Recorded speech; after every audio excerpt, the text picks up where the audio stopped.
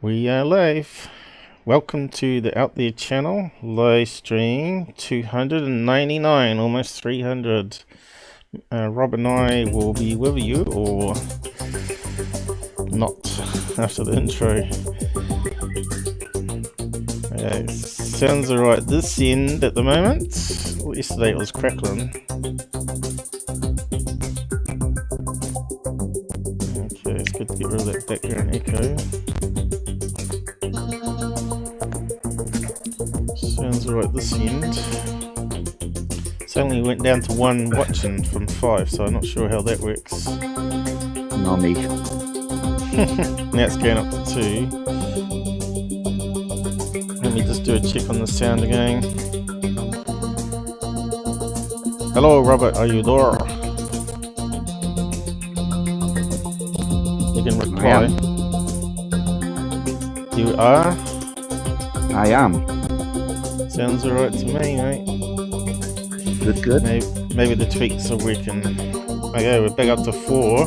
One of Charles is with us today. I'm not sure what's happened to him. He wasn't on yesterday, and I normally get a message, after he's watched the show.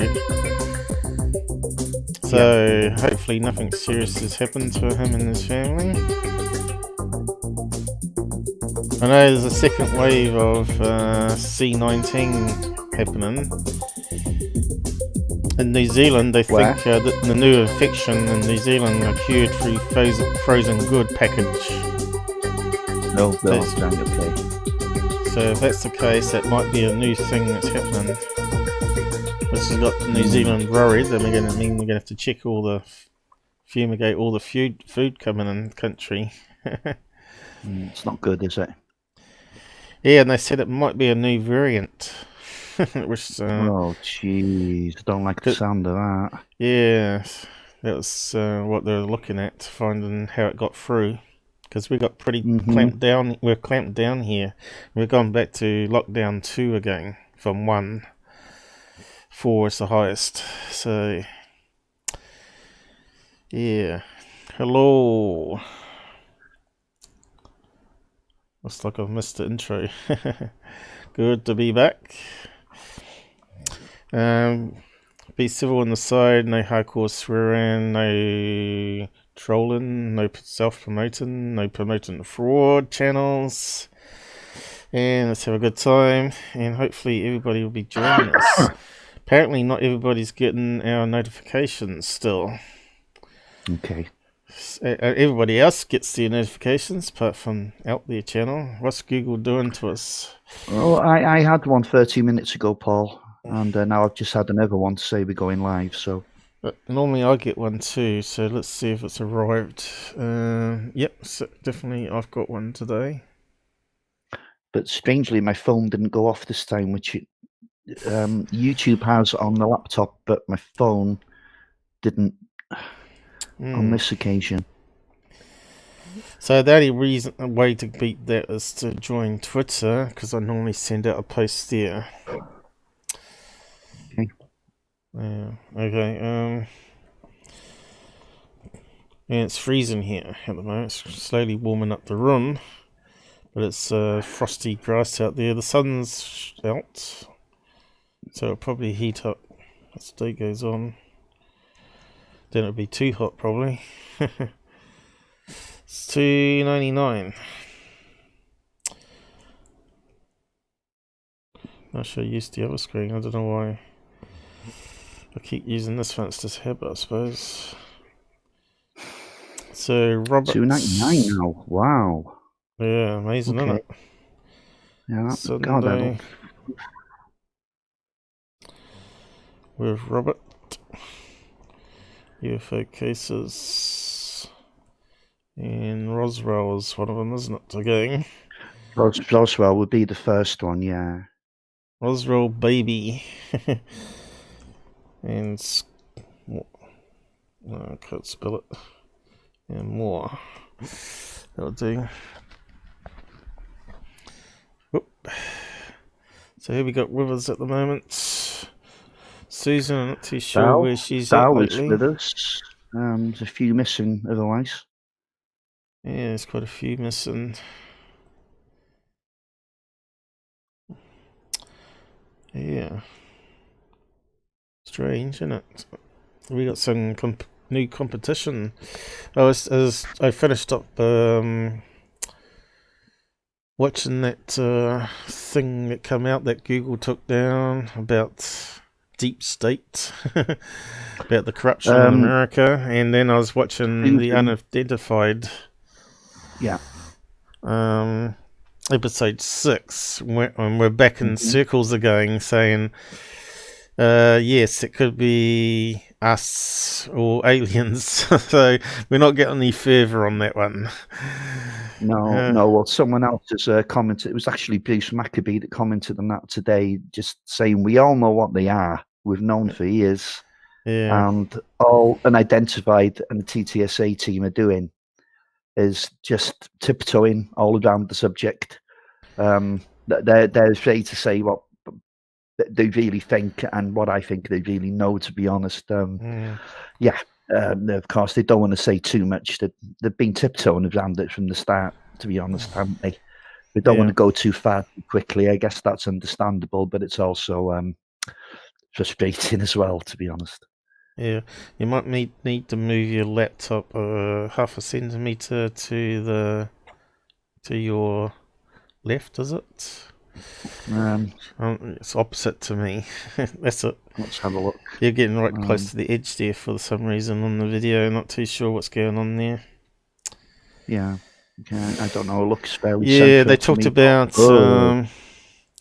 They talked about a secret program called the Palladium, I think it was called, and how that was related to the Nemesis project, and that something could have been released from a submarine which they saw underwater, blah blah blah.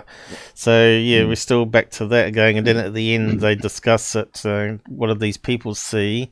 Doesn't fit in with what the people saw, but maybe it does. Something that's coming down really fast from space and just hovering over water. It still could be us. All possibilities.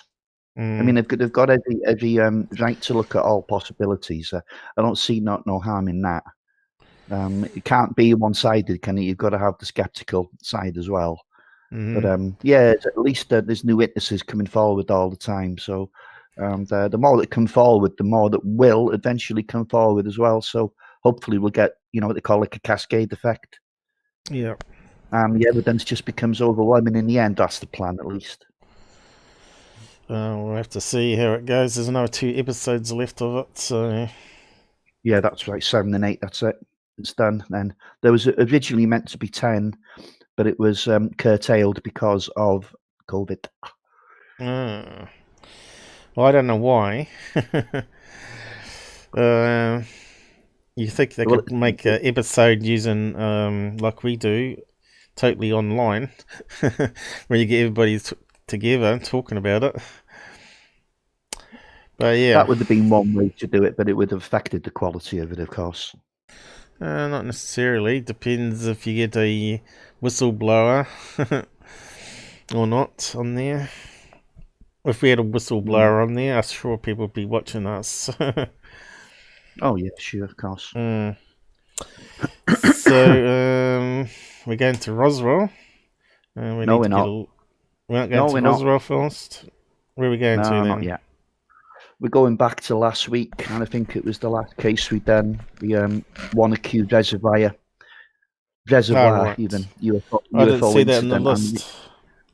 No, because it's only an update, Paul. I didn't want to include that in the list. Well, we'll normally stick it in the list anyway, but we'll probably update it after the show anyway. Yeah, you can always do that after. So we'll get this right. Just to recap, we were trying to get you to send it around to other people to see what they knew about it and find out about the picture from Bruce Maccabee or someone like that. So what happened? Yeah.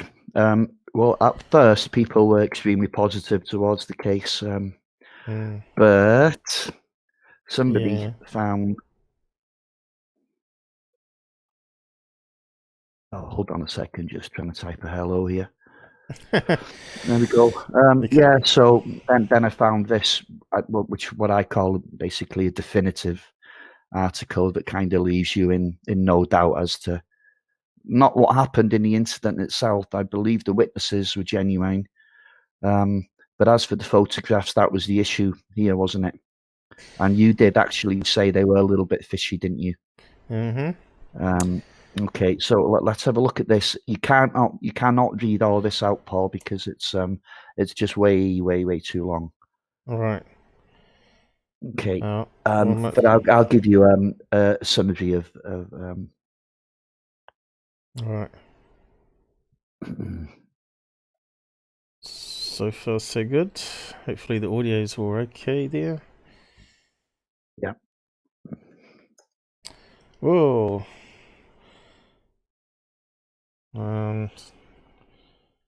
Country man. Yeah, just scroll down. Yeah.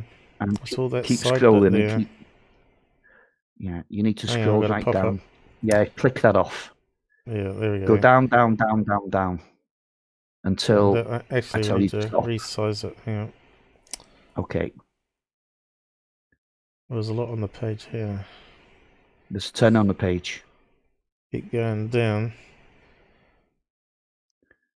How far down? We've got lots of pictures. Quickly, go down quickly, and I'll tell you when to slow. Whoa, that's too much, Paul. That's way too much. Go back up. Not that quick.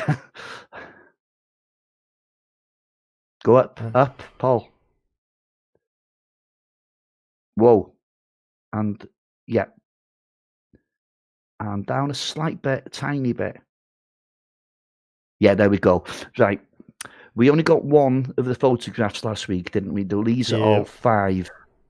Now, the only, from what I could see last week, the only red flag was the fact that we didn't know who actually took the pictures.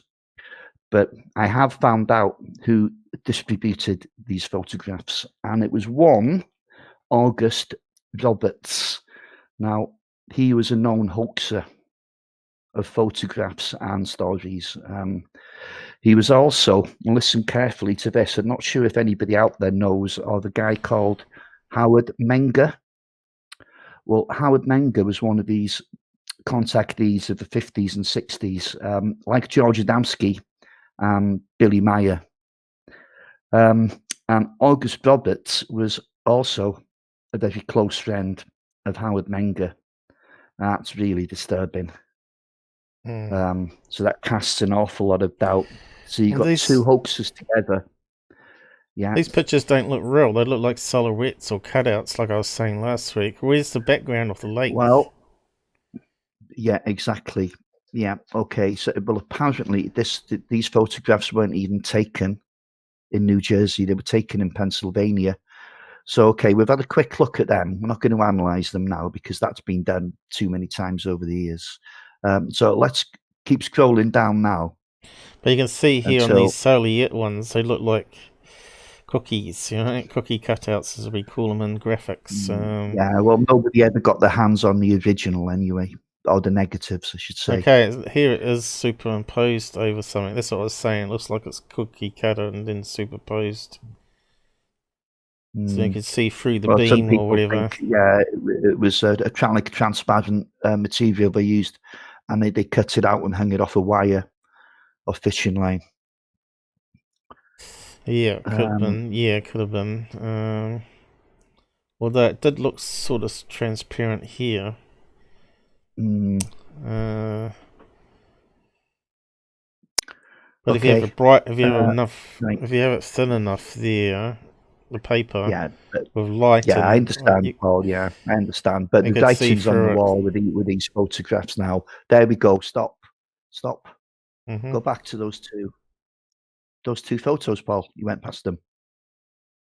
There we go. Now, as you can see, look how similar they are, especially the one on the right-hand side. They were faked, known hoaxes by Howard Menger.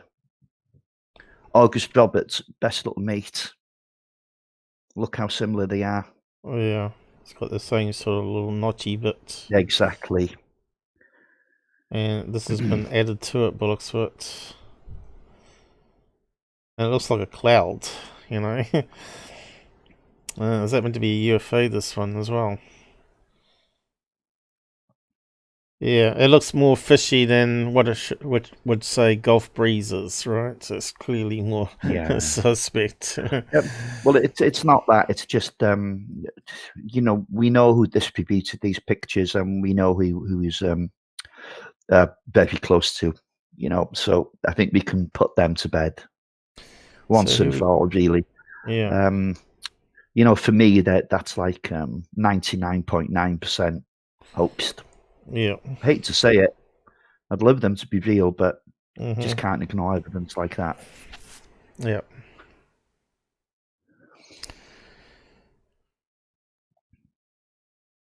What's the rest of this here?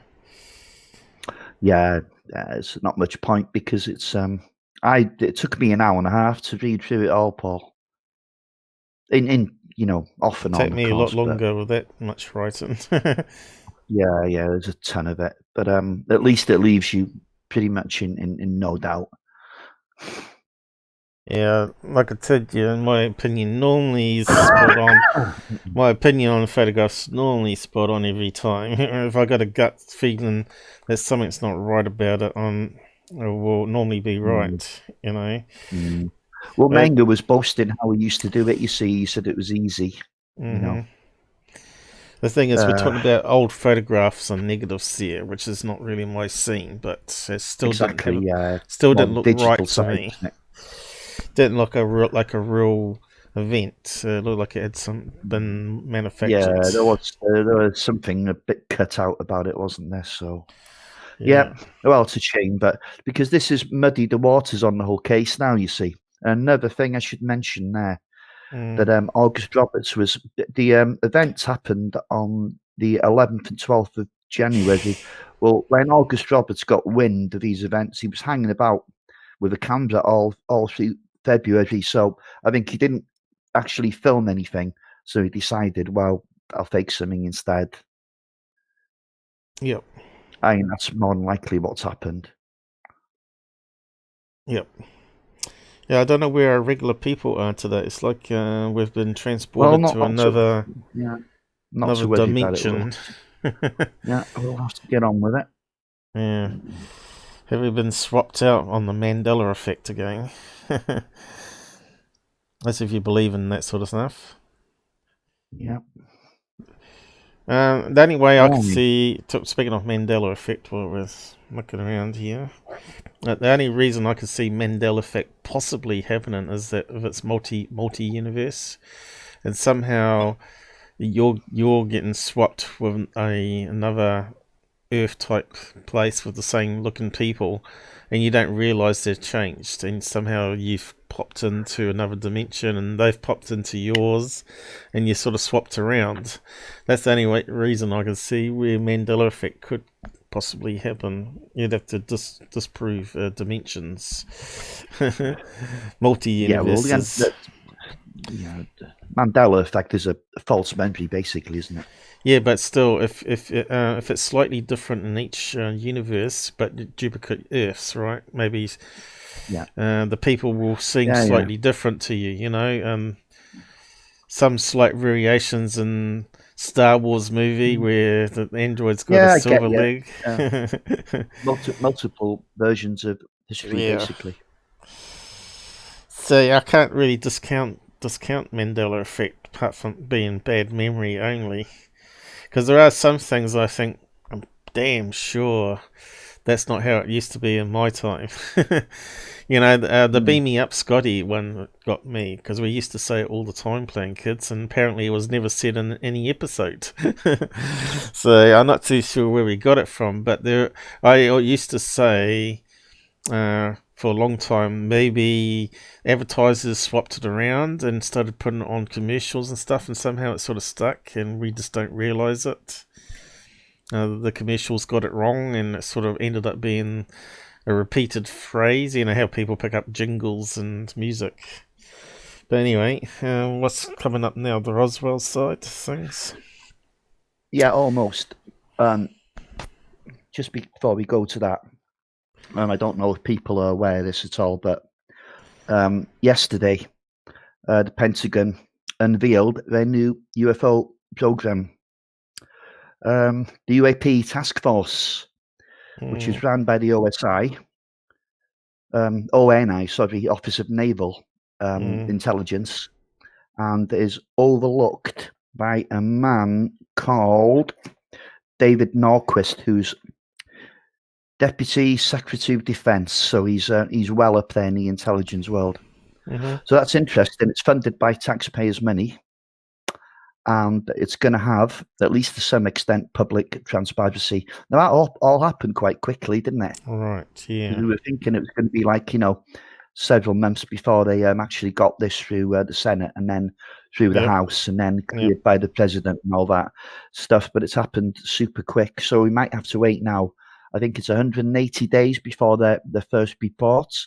Right. But if it keeps happening at this breakneck speed, then maybe sooner. I don't know. So that's that, and we can move on to the Roswell case and the one alien that may have survived. I hope it wasn't the picture that Boyd Bushman had. Oh, good God, no, man.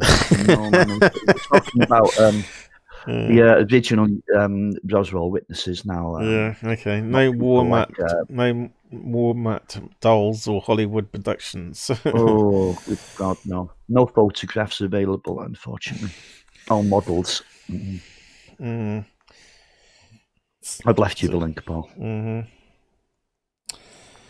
Yes. I don't really follow what's going on in Dolan much since the Wilson documents, so I'm not sure what he's up to lately. He didn't do a show this weekend, I know that. We got this one here. I wonder if we can fix it somehow. 100%, eh? It used to scroll. Make it bigger, maybe. Solve it going sideways. That might work. Ooh, what's this? A mummy of some kind. It looks like a human foot there, though. Yeah, I wouldn't pay any attention to that, Paul. It's not exactly relevant to what we're doing. Truth about one of that one walked away, yeah? I mean, that one doesn't look like it walked anywhere. No. Survivor, the truth about the one that walked away. So you want us to start reading that to you? You can from there if you want. Let's see. I wouldn't do too much in one go because you want to stop it between witnesses. I know it does go wrong sometimes. Home/articles/conspiracy theories / a survivor at Roswell. The truth about the one that walked away. A survivor at Roswell. The truth about the one that walked away. Posted by Don Schmidt, August 10th, 20. Home/articles/conspiracy theories / a survivor at Roswell. The truth about the one that walked away. I clicked on it. No. A survivor at Roswell. The truth about the one that walked away. That's right. Posted by Don Schmidt, August 10th, 2020. Mr. Schmidt.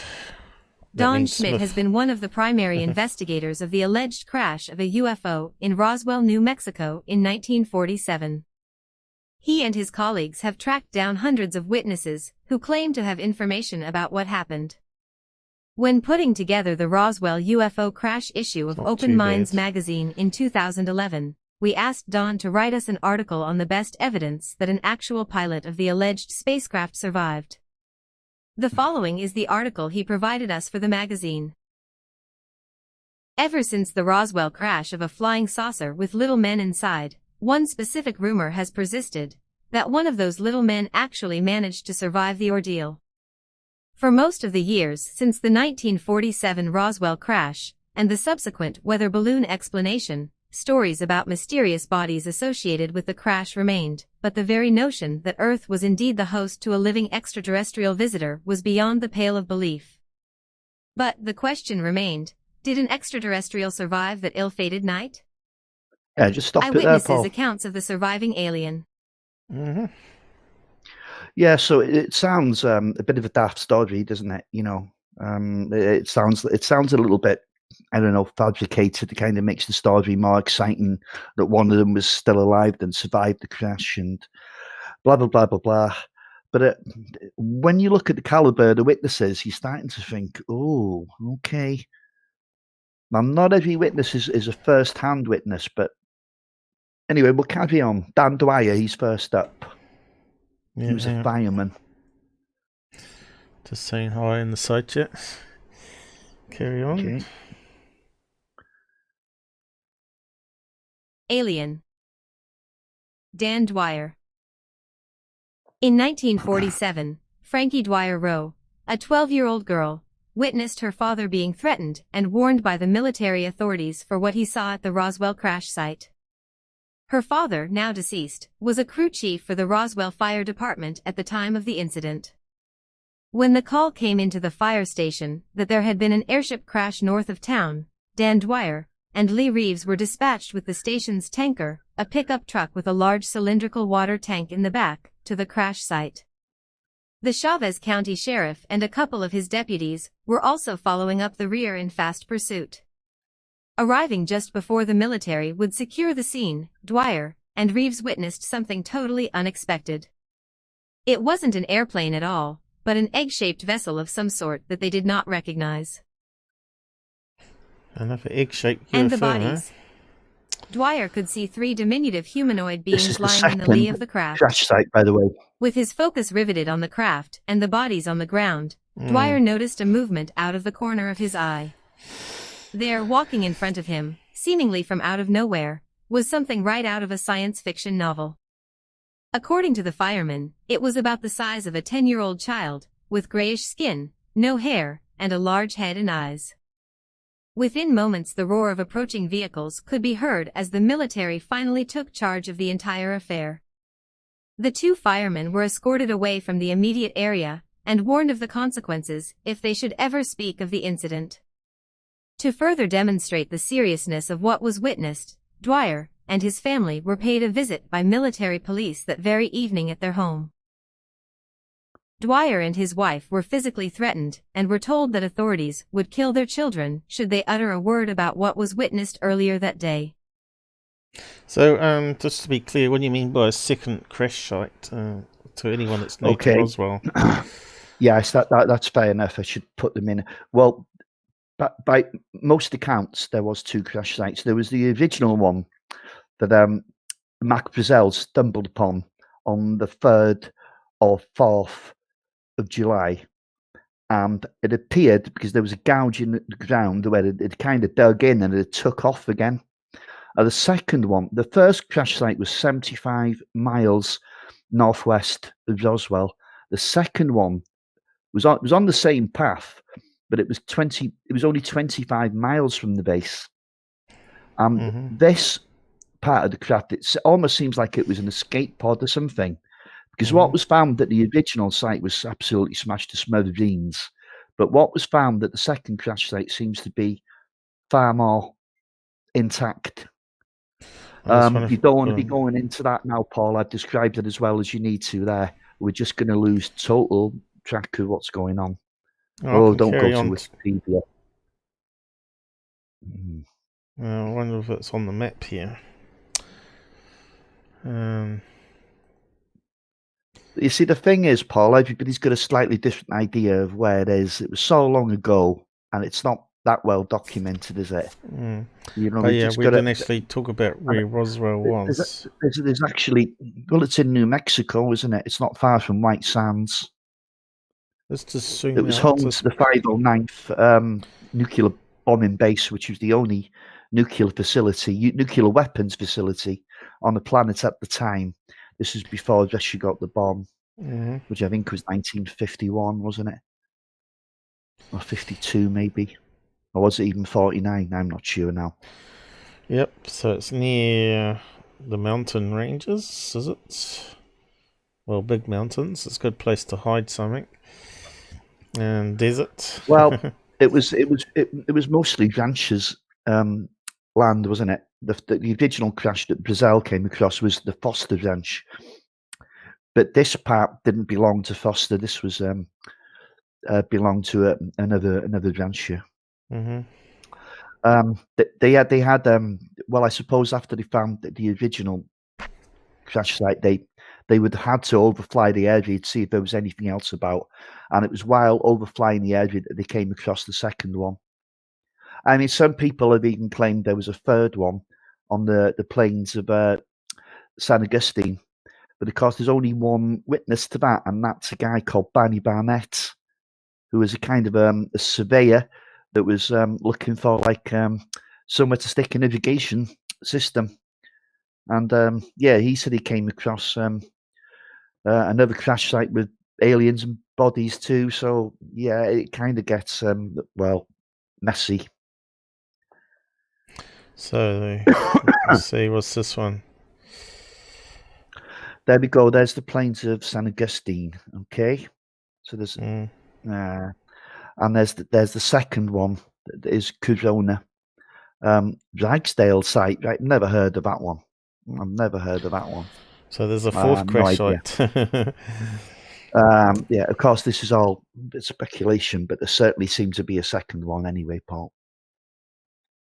And of course, we had the weather balloon scenario thrown in that, which it could have been multiple events that happened, you see, and they used it as a cover story. Yeah, well, the weather balloon, they've retracted that statement. We know that. They said that was a cover-up. Then they replaced that then with Project Mogul, didn't they? Yeah. And then they were asked about the bodies, and they turned around and said, well, they were crash test dummies, anthropomorphic dummies that somehow travelled back from 1952 to 1947, which is kind of even more scary than aliens. Corn sites. And it's the only reason that they had to address this question of bodies, because there were so many witnesses saying it, and some of these witnesses were, well, people like Thomas DuBose and Arthur Exxon, and this guy himself, Dwyer, really credible people. Mm-hmm. I mean, with Exxon and DuBose, they were both brigadier generals. That's not many people make it that far in a military career, Yeah. So that's I wouldn't spend too much time on that. We'll never get it done. Yeah, we just kept recapping quickly so people know where we're talking about. Day. Roswell fireman Dan Dwyer left, and his crew in the mid-1950s. Credit, Don Schmidt. George Wilcox. The Roswell incident left an impact on all those involved, especially then Roswell Sheriff, George Wilcox. Just before Wilcox's widow Inez passed away, she related a story to her granddaughter Barbara, who since passed on the story. The event shocked George. He never wanted to be sheriff again after that. My grandmother said, "Don't tell anybody." When the incident happened, the military police came to the jailhouse and told George and I that if we ever told anything about the incident, not only would we be killed, but our entire family would be killed. Barbara adds, they called my grandfather, and someone came and told him about the crash. He went out there to the site. There was a big burned area, and he saw debris. There were 4 space beings. Their heads were large. They wore suits like silk. One of the little men was alive. Inez Wilcox reiterated to Barbara that her and George took the threats very seriously and kept the information from the family. Okay, Sergeant Homer G. Roulette. Sergeant Homer. Yeah. So George Wilcox, he'd been sheriff there. I think he'd done about 4 terms, and he was really popular with the local people. But I'll tell you what, after this incident, he didn't only not apply to be sheriff again, he left Roswell. And a lot of people say after the incident, he was a completely different man. He was a changed man. He kind of had a lot of what it seems intimidation and bullying going his way, because he was also tasked with keeping the locals shut up, because a lot of them were talking little green men everywhere. So that wasn't good as far as the military were concerned, Yeah.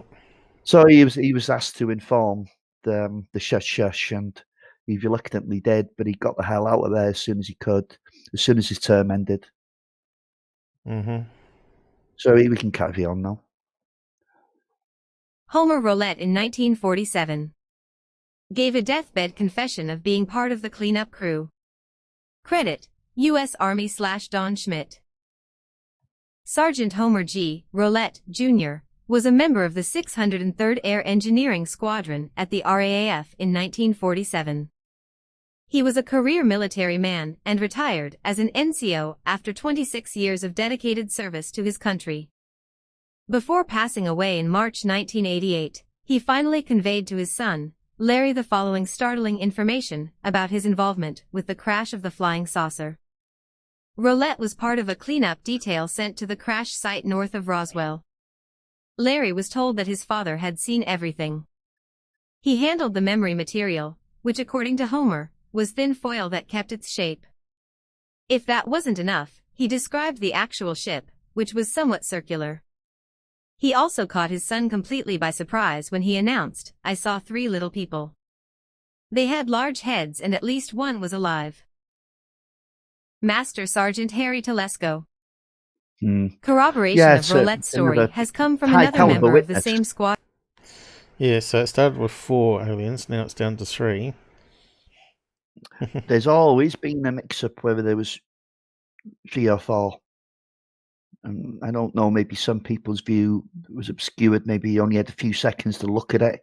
I mean, I don't know. Squadron also Friedman stationed at Roswell. Richard Sorry? Loveridge. Oh. In 1947, Richard Loveridge worked as a... Oh yeah, I'm there. Yeah, you clicked on the wrong button, Paul, and you pushed it forward. I did. I was trying to pause it because you were talking over it. I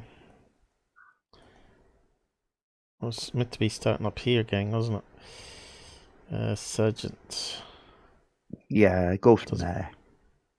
Mechanical engineer for the Boeing Aircraft Company, and was part of their crash investigation team. Urgent Homer G. Roulette. And he does it when it's playing. Sergeant Homer Roulette in 1947. Oh. Sergeant Homer G. Roulette, Jr. was a member of the 603rd Air Engineering Squadron at the RAAF in 1947. He was a career military man and retired as an NCO after 26 years of dedicated service to his country. Before passing away in March 1988, he finally conveyed to his son, Larry, the following startling information about his involvement with the crash of the flying saucer. Roulette was part of a cleanup detail sent to the crash site north of Roswell.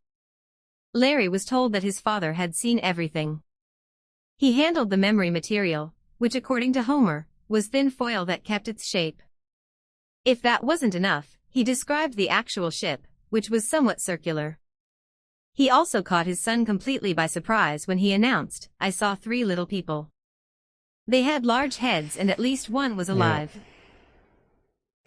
So as we know, apparently it was meant to be more of a strange D shape, wasn't it? So it wasn't really a circular shape.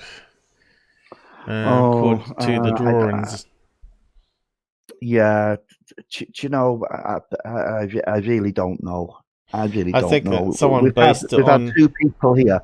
One's called it egg-shaped. Another one is called it circular. It was kind of circular. Yeah. So, I don't know. Hey, JD80, welcome. Yeah, it was shaped more like the Rhode Island encounter, wasn't it? Citing Mr. Rhode UFO, which happened a few weeks beforehand, wasn't it? The professor, he was... Oh, you mean the Maui Island? No, Rhode. I think his name was wrong. Rhode it was, wasn't it? His name was Rhode. No, I have no idea who you're talking about. This one here took these pictures. They reckon the Roswell one was similar shape, circular but not quite circular. Kind of looked like yeah, it was also I know it was also described as wedge shaped as well as egg shaped and as well as circular. So you know, make what you want of that.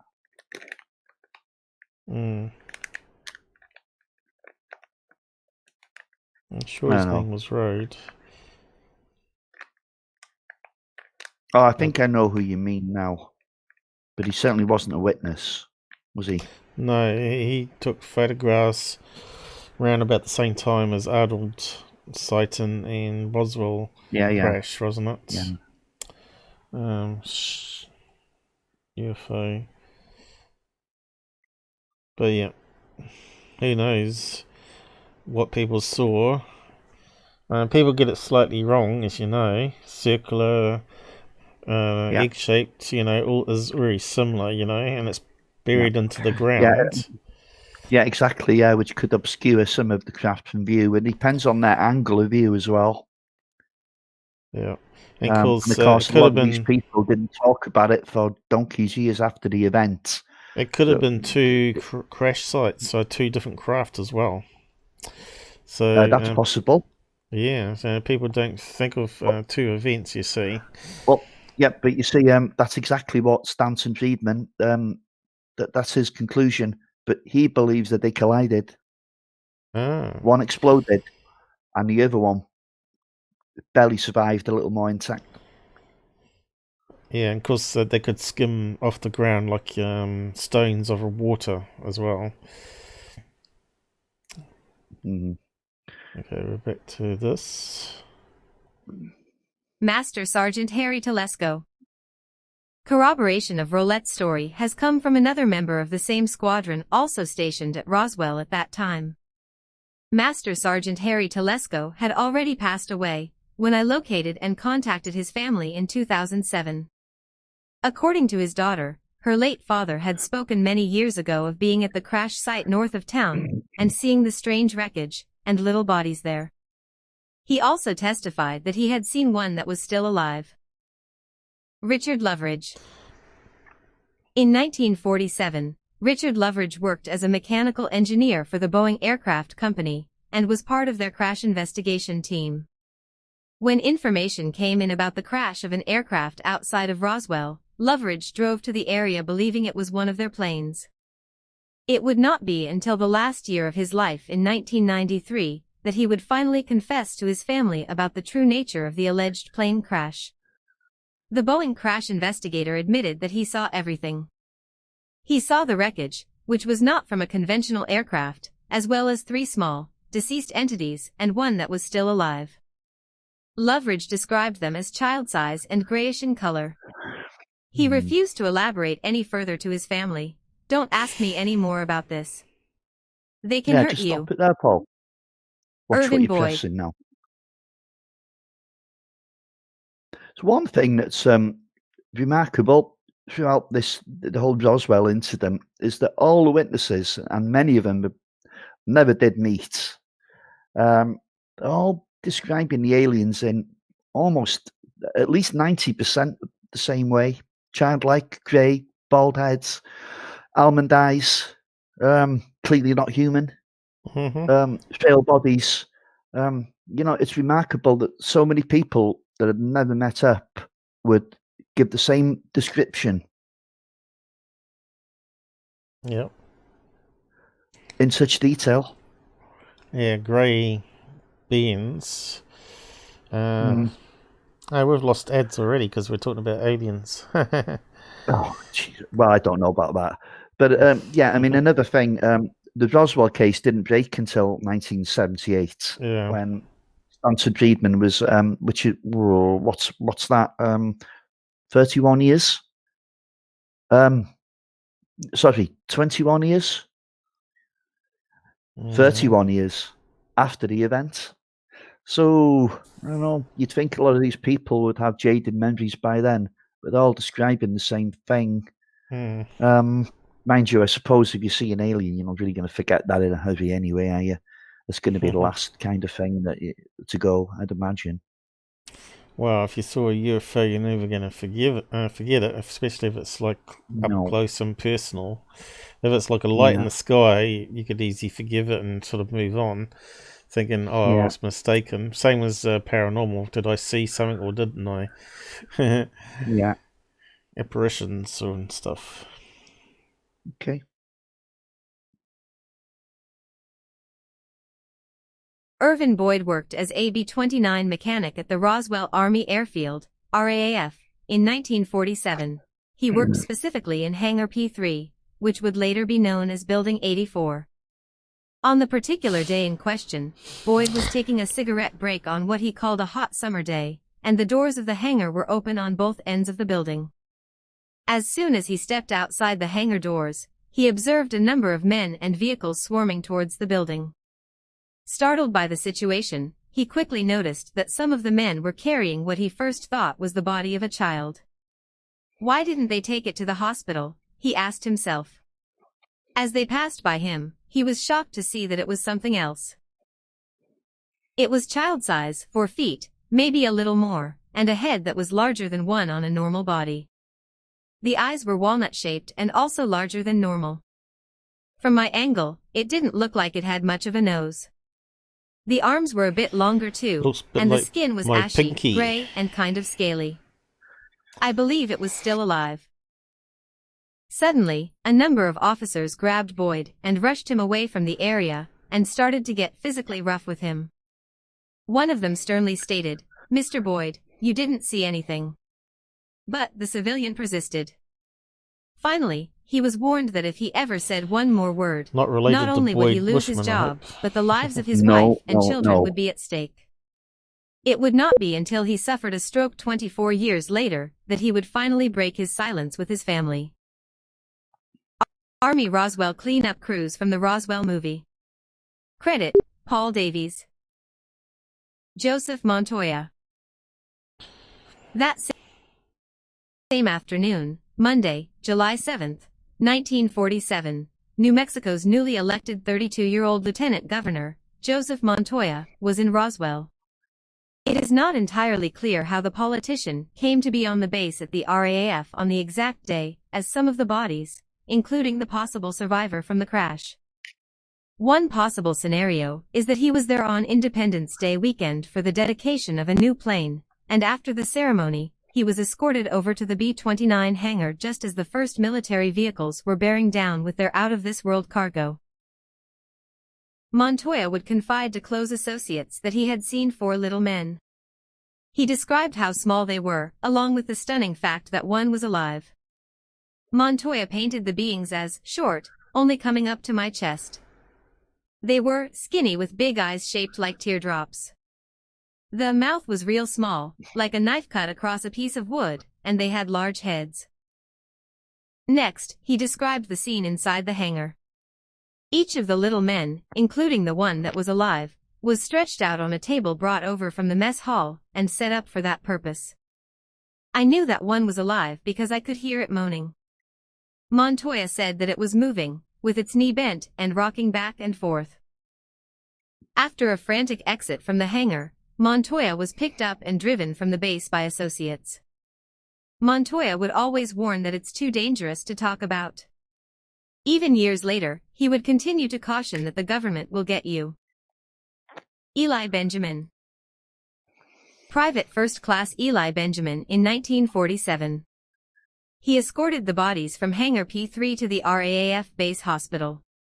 Credit: U.S. Army/Don Schmidt. Another man who himself admits to having seen bodies was Elias Eli Benjamin, a pseudonym. His wife told me much about the incident, but it would be several years before Eli would tell me himself. As a retired career U.S. Air Force man, Benjamin feared for his pension, and still does, if he ever talked about Roswell. Benjamin and his wife had come to the International UFO Museum and Research Center in Roswell in 2002 to see the exhibits. Against her husband's wishes, Mrs. Benjamin stopped into the museum director's office to tell someone about her husband. After hearing Mrs. Benjamin's story, especially the part about bodies and the hospital, Julie Schuster, the museum director, felt that a private interview with Mr. Benjamin was warranted. It was soon apparent, however, that there was a major problem. Mr. Benjamin was nowhere to be found. He had left the building. When he observed his wife and the director looking around for him, he was a reluctant witness, to put it mildly. Since that day, I have managed to track down the former member of the 390th Air Service Squadron and meet with him half a dozen times to try to gain his confidence. In the process, I learned that Benjamin's main fear, similar to so many others who were and are reluctant Roswell witnesses, was his belief that he, as a retired Air Force veteran, might lose his pension if he said anything about those long-ago events. I assured Benjamin that I knew of no instances whatsoever of someone losing his pension for talking about Roswell. Besides, the Secretary of the Air Force issued a proclamation in 1994 that absolved anyone with knowledge about the Roswell incident who believed that they were still subject to security or secrecy oaths regarding the matter. The other thing I noticed was that Benjamin was still deeply moved, if not troubled, by what he witnessed back in 1947, and he broke down in tears on several occasions when talking to me about it. His wife also revealed that her husband still has trouble sleeping comfortably, and continued to wake up suddenly in the middle of the night, shaking. In 2005, the 80-year-old Eli Benjamin agreed to tell his story. In July 1947, Eli Benjamin was a private first class with the 390th Air Service Squadron at the Roswell Army Airfield. Possessing a top-secret clearance, Private First Class Benjamin was authorized to provide security support for the most highly classified operations of the 509th Bomb Group, the first atomic bomb wing in the world. In addition to his primary job of guarding the B-29 bombers, one of his secondary duties was that of a recovery specialist, which involved the grim activities associated with the aftermath of plane crashes. On the morning of Monday, July 7, 1947, Benjamin walked back to his barracks after a night of guard duty on the flight line followed by breakfast at mess hall. Something's going on, he thought to himself, as he stood at attention and saluted the playing of the national anthem and morning flag-raising ritual at the base headquarters on the south end of the esplanade. He knew that the base commander, Colonel William Blanchard, normally held his weekly staff meetings on Tuesday mornings, but on this day, Benjamin thought there were too many staff cars and other vehicles parked in the headquarters parking lot for a regular staff meeting. When Benjamin finally arrived back at his barracks, word was given to my squadron to be on the alert for special duty, he said. Such was life in the 509th, and the Strategic Air Command and sleep after his long shift would have to remain a secondary consideration. The word finally found Benjamin. Benjamin, get your gun and report to Hangar P3 for guard duty. So you want to say anything at that stage there?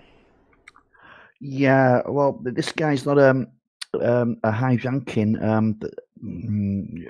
military man, is he? But I don't know. He was private at the time, but to have military pension, he must have stayed for the full term, surely. Was that 20 years? 22, I think. Well, it is in this country at least. No, I'm not sure about the States. I'm not sure about them. So these aliens are nothing to do with that Undertaker business, was it, with the Randall exposed? Yeah, Glenn Dennis perjured himself. He told a number of lies, and he claimed, amongst other things, that the airbase phoned him up. Well, it was the Army Air Force base then. They were still joined at the hip at that time. It wasn't until September of the same year that they became individual forces. So he claimed the Army Air Force phoned him up and asked for child-sized caskets, which is very interesting. But can we take Glenn Dennis seriously? No, I don't think so. Because he said he had a female friend that worked at the hospital at Roswell, and she told him about the bodies coming in, blah, blah, blah. So when he was asked the name of the nurse, he gave a false name, and researchers wasted one hell of a lot of time and resources trying to find this woman, who he later said, "I've given you a false name." When he was asked why did he give a false name, he says, "Well, I didn't trust the researchers." He was afraid that they would publicize this lady's identity, and that's why he lied. How many caskets was it? 3 or 4? Yeah, something like that. It was something like that, and he said that they only had one available, and he'd have to order the others. And this is his story, of course. And he said the Army Air Force turned around to him and said, "Oh no, we only need to find this out for the future." And in the end, they used crates, didn't they? So the story goes. So I don't know. Glenn Dennis is one of several witnesses that perjured themselves, and were found out to be hoaxes. Famously, Frank Kaufman was one. Gerald Anderson was one. He claimed to be like 4 years old when he stumbled across the bodies and that. Yeah, Glenn Dennis. Yeah, of course, he goes down as one of the less believable witnesses. And another one of the hoaxes was Jim Ragsdale. But of course, you're always going to get with a story like this. You're always going to have people wanting the 15 minutes of fame. Concocting a story. It's unfortunate, but that's what happens in the UFO field time and time again. So if there was 2 crash sites, you'd expect to be more alien bodies, though, I would have thought. Unless it's the same craft, With 3 or 4 aliens inside a small craft, 100 meters long or whatever, 100 feet wide. Well, sounds about right.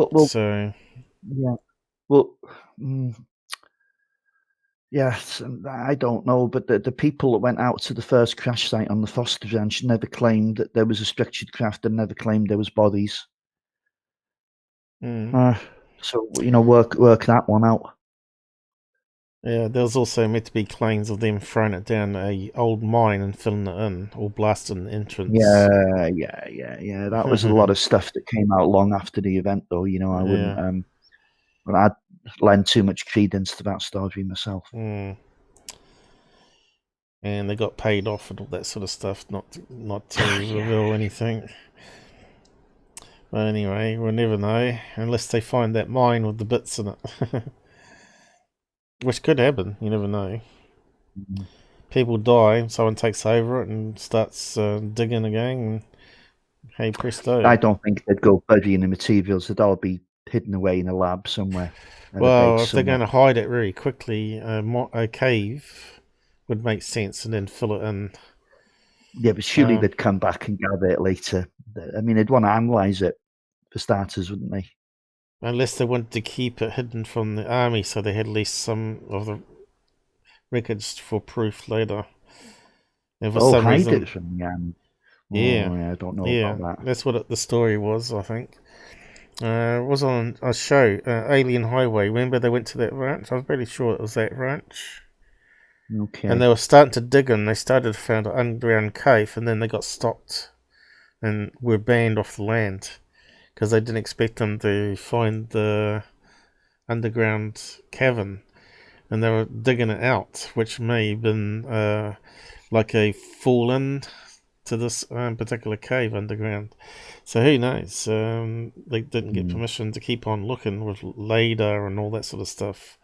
So it may have... I don't think we'll ever have conclusive evidence one way or the other now. That series got cancelled after that. Okay, honestly. Yep, it got cancelled after it. That was like the last episode. Okay, was it popular at the time? Alien Highway, it's got that guy, what's his name? Chuck. I have seen it actually, Paul, but it was a long time ago. Yeah, he's thought it was strange that the series didn't get picked up for another season. Yeah. And he's fighting it at the moment, I think I read online, or trying to find another TV network that will take him on. Another platform, yeah. But yeah, that's sort of... There was something really strange that happened about that Roswell incident. That I think the son let them onto the property to look for something, and then mentioned there was possibly talk of in the past a cave that they filled in with some Roswell parts on it. So yeah, if you ain't seen the series, go and dig it up. Alien Highway. Some of the episodes were better than others, of course. But I sort of thought they rushed locations. They need to stay there. When you got evidence, you normally stay there until you can probably prove something, like whether someone was pranking in the neighbourhood, knowing that the film crew was there. That sort of stuff, you know. Lights As in I the said, sky. I don't think anything will ever come out now about Roswell. Well, you don't know. You don't know. There could be some documents out there somewhere still that conclusively proves that it was something ET. Could be. I got a But feeling that a lot of documents got destroyed. well, that's what happened. There was a court case, Paul, Yeah. and they demanded the documents through FOIA, and the Air Force said, "Oh, we destroyed them." I think first they said they'd lost them, then they said Right. they'd destroyed them, and illegally, of course. But of course, there was nobody still alive then to prosecute. Yeah. I don't know Yes. who it was now, which CIA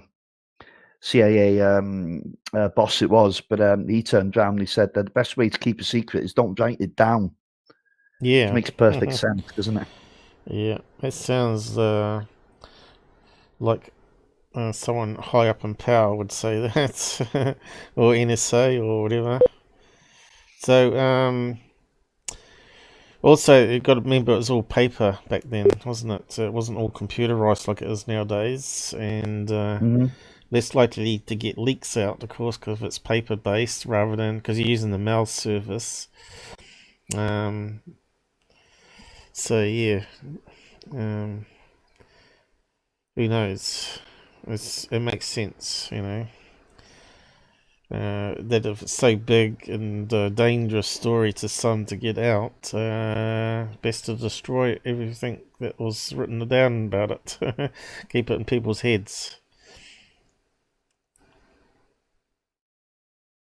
Duty. Upon arriving at the B-29 hangar to report to the officer in charge, Benjamin walked into a commotion at the main entrance of the building. A number of military police were trying to restrain the very officer from whom Benjamin was supposed to get his duty instructions. The lieutenant colonel was clearly experiencing an emotional reaction to the situation at hand, which seemed to be the transfer of a number of gurneys over to the base hospital. Another officer quickly pointed to Benjamin and ordered him to complete the assignment.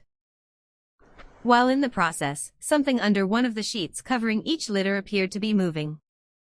Then, as each of the stretchers was loaded into the back of a waiting ambulance truck, a sheet fell away revealing the grayish face and swollen, hairless head that clearly was not human. Surviving Roswell alien from the Roswell movie. Credit, Paul Davies.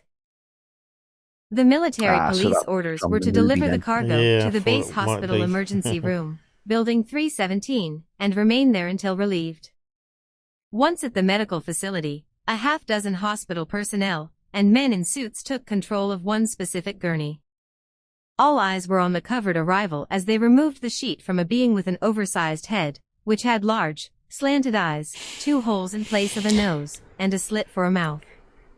For a number of moments, all surrounding the patient just stood staring with mouths agape. It was alive.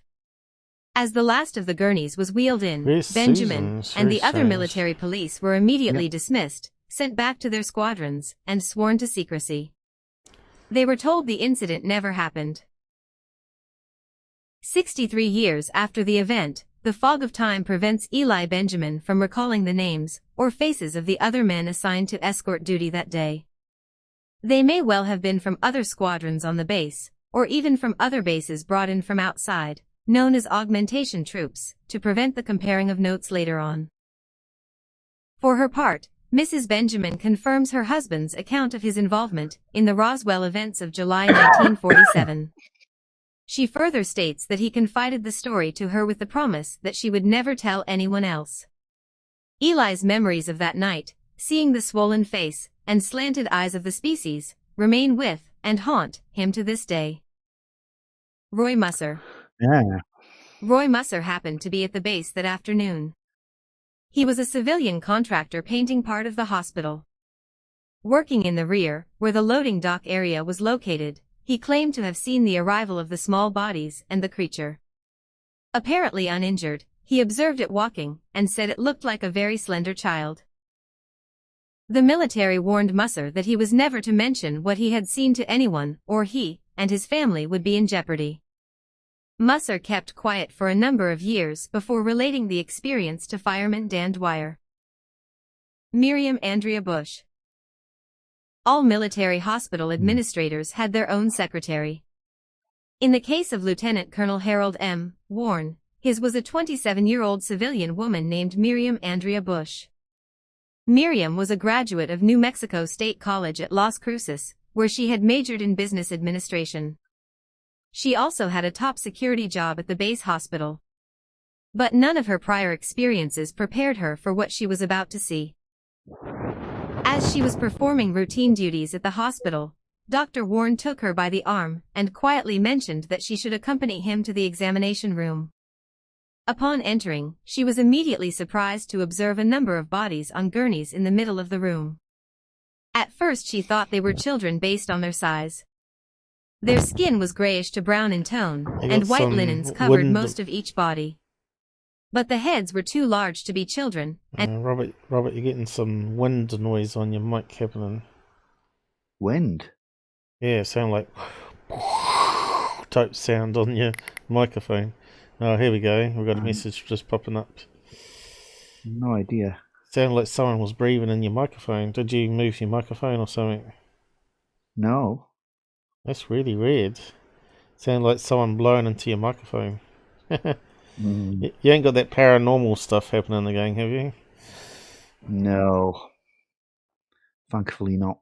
Did you hear that, JD80? Did you hear the crazy wind noise? Or was it only in my microphone I heard it? It might be my end rather than your end, Robert. Yeah, it could be. It sounded like wow type noise. Jeez. Yeah, that's what it sounded like. Strange noise. Yeah, it was, wasn't it? Yeah. JD8 too. Ooh. Oh. Oh. It's because we're talking about Roswell and aliens, you see, and the men in black are back again. children and had large staring eyes. All at once, one of them moved. Miriam would never forget what she had seen that day in Roswell. Miriam Bush and her sister-in-law Pat Bush in the 1980s. Miriam claims to have seen the alien bodies at the RAAF base hospital. Credit, Don Schmidt. What became of the surviving alien? To date there remains no eyewitness testimony as to what ultimately became of the survivor and how it was transported from Roswell. There is reliable information, however, that the being did spend some time at Wright-Patterson Air Force Base and was still there up to 9 months later in 1948. Wright Field, 1947, where the survivor from Roswell was reportedly taken for study. Credit, U.S. Army/Don Schmidt. While on his deathbed in 1997, Lieutenant Colonel Marion Magruder, a highly decorated World War II flying ace, swore to his 5 sons that, while with the War College, he was assigned to Wright-Patterson Air Force Base in April 1948, and allowed to briefly see the live alien at that time. He and the others in his company were instructed that the being was recovered from the crash in Roswell just the year before. His description was similar to all the other eyewitnesses. He emphasized that there was no question that it came from another planet. As one of the personnel at the RAAF once remarked, they sure weren't from Texas. And in the same vein, they weren't from Japan, Germany, or anywhere else on Earth. That is one issue all of the witnesses remain unanimous on. Popular posts. Has it got the end? Go. Yeah, mentioned there, like Field Air Force Base. Well, that is actually Wright-Patterson. The name changed at some stage after 1947, but it was Wright Field at the time. And that's where the wreckage went. We know that because we have an FBI document that stated it did go there. Although the Air Force lied and said they were going to take it there, but when they realised it was just a weather balloon, they changed their mind. But we know that's all lies now. It did go there. Mm. And apparently the bodies too. Well, either biolab close by, didn't they? Yep, So I they suppose do. if you're going to take the bodies anywhere, that's where you take them. Mm.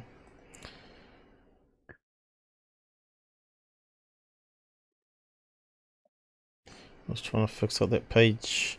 So we got more on this one. Just a little bit, Paul. So, you know, there's some pretty, lots of talk about, the death threats and the intimidation and what have you. Now, if we look at the first guy on the list of witnesses there, which was Dan Dwyer, I think, wasn't it? I don't know what you're doing, Paul. I can't see what I need to see. Oh, we're waiting for a new page, aren't we? No. Yeah, you will be, but it's go to the top, Paul, to the first witness. You have to go down a bit. I think it's Dan Dwyer. Yes, it is. And there's his daughter there. You see, Frankie Dwyer, and a married name, which is Roe. So yeah, Frankie Dwyer spoke out on video about the military police coming to her house and even threatening her as a child, a 12-year-old girl. So I'll just post this to you. It's a YouTube link.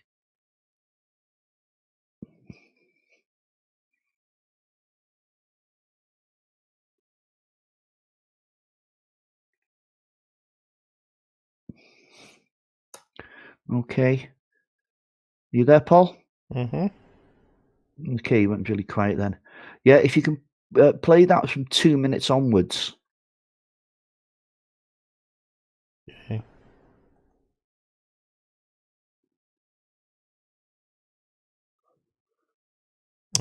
Back to that again. Oh, no. YouTube trying to be too clever with redirections. 2 minutes onwards, you reckon? 2 minutes on. Yeah. Who's this? TV reporting. 2 minutes. Out of this world. Whatever that Do is. it quick before the music. 2 minutes, okay. There you go.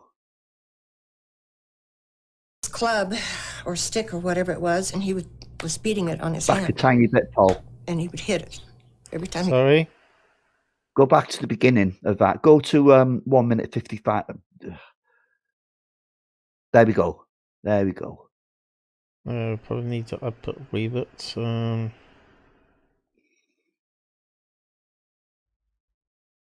Try should that. do it. Terrifying. Alright, that sounds like, what's it? Robert Stack, is it? Don't know. Do we need to voice pitch it? No, I wouldn't have thought so. It's only we're only looking at this for a few seconds. I know, but you know what it's like. Yeah. Maybe just keep it going and pause it every 10 seconds or something. He had this club or stick or whatever it was, and he was beating it on his hand. And he would hit it. Every time he would say something, he'd hit his hand.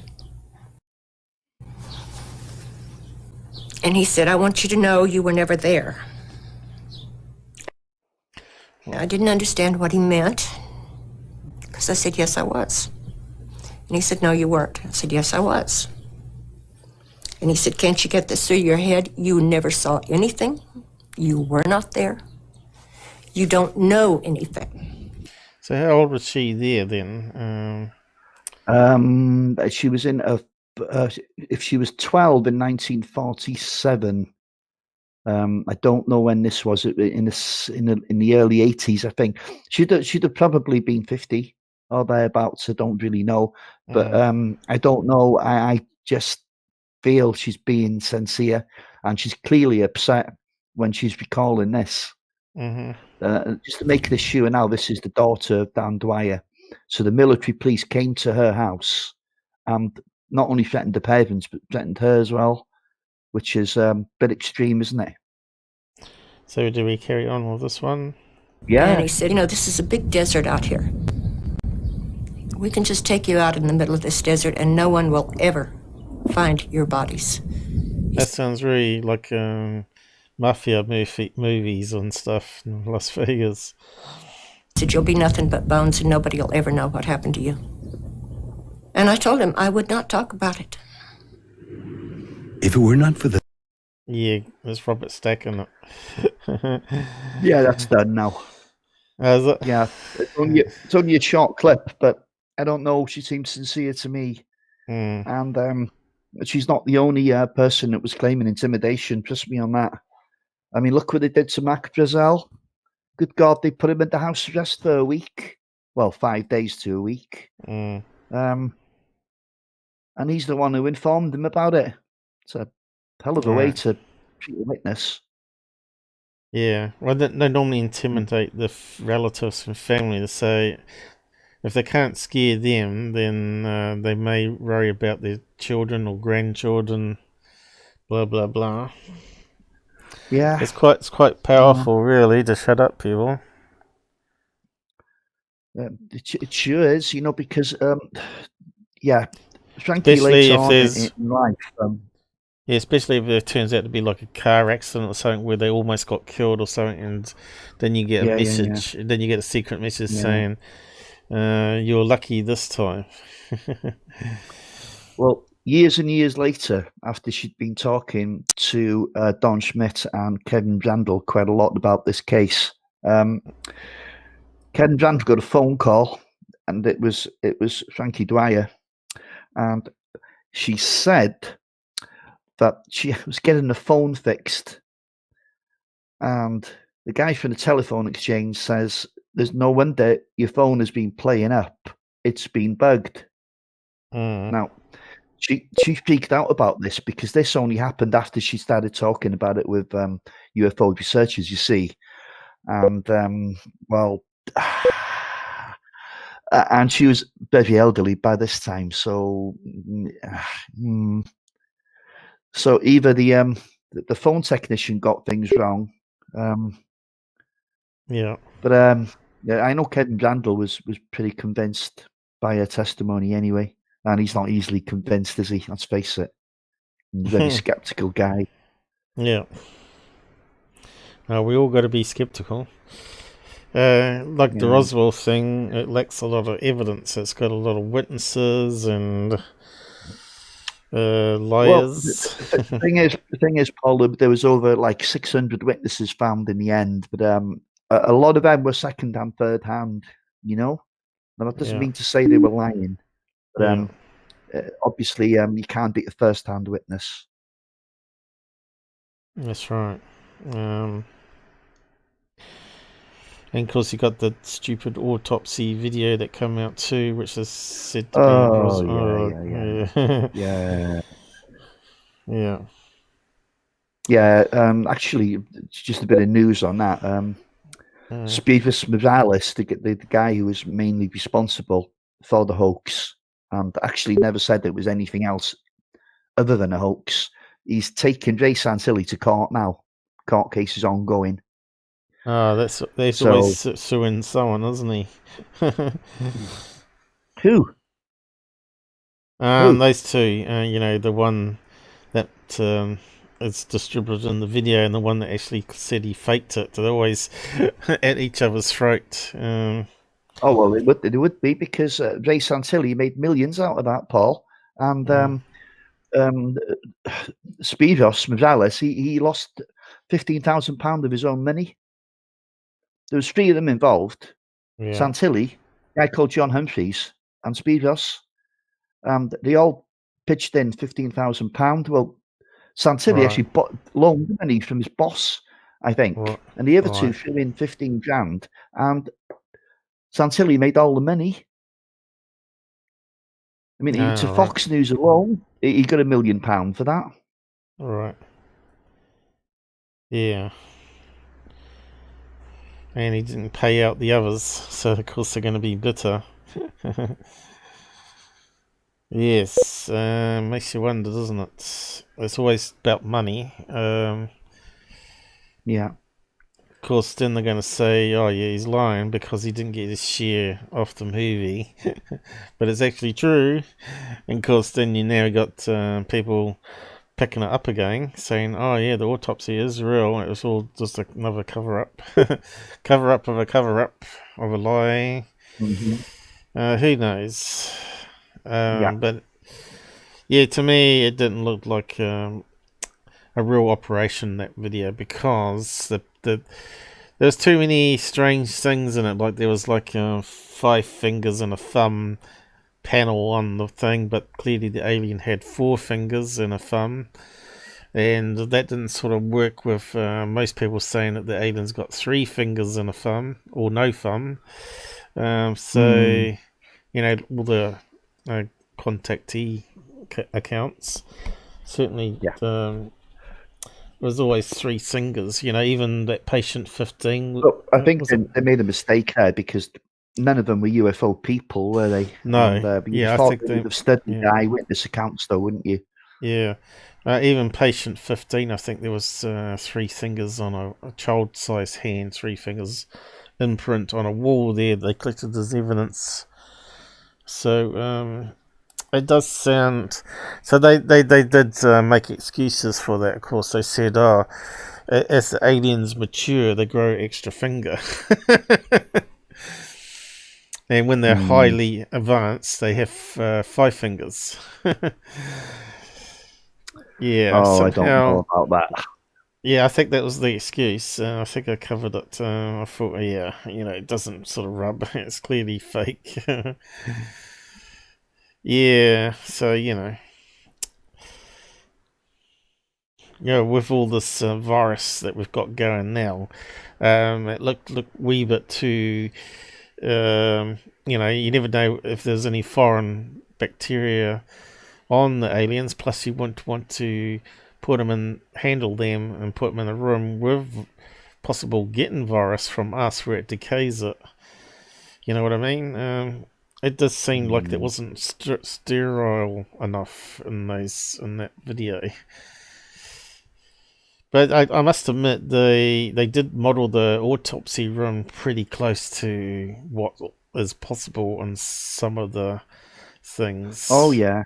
Yeah, they did, because they were using 1947 surgical implements.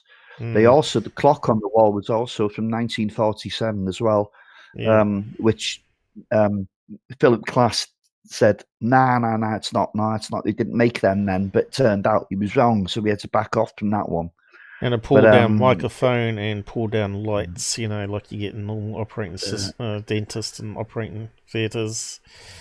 Yeah. Even when they took it to Hollywood and said, what do you think of this? Do you think it's a hoax? Do you think it's real? They turned around and said, well, if it's a hoax, those guys should be working for us. Yeah. They did actually say there's something about it that's not quite right, but they couldn't tell you what it was that was amiss. But they were leaning towards a hoax, whether that was because, well, it was impossible. It's an alien on whether it was that or they did actually see something in the film that just woke them up to this maybe being a hoax. Plus, the other thing is you hear in the reports here of almond eyes. There was no almond eyes on that particular autopsy. No, there wasn't. No, which just shows a lack of research. The head was big, but not big, but big for the size of the body, I guess. But the body seemed to be like not 4 foot tall in that video. It seemed to be a wee bit taller, like 5 foot, I thought. Yeah, maybe so. Yeah. Well, the thing is, at the end of the day, Santilli was a filmmaker. Spears Morales was the filmmaker, special effects guy, and John Humphreys was the model maker. His trade was sculpture. So they made a pretty good team between them. Not that Santilli did much exactly, but it's a long and interesting story. The genesis of that particular film and the repercussions. Well, they're still ongoing. Mm-hmm. And of course, it wasted the time of an awful lot of people as well. Yeah. What's that Yep. thing doing, Paul? I was just putting up while we're talking. So, Okay. have we got another link to go here? Yeah, we have. I just need to pop to the toilet, and I'll leave you the link now anyway, so Okay. you can get the link up ready if you like. Yeah. So we're back to Robert having a pee. Oops, need to mute this first. So bear in and bear out. Yeah, you got the link. Cool. Make sure you hit the toilet. So where is everybody today? Where have they got to?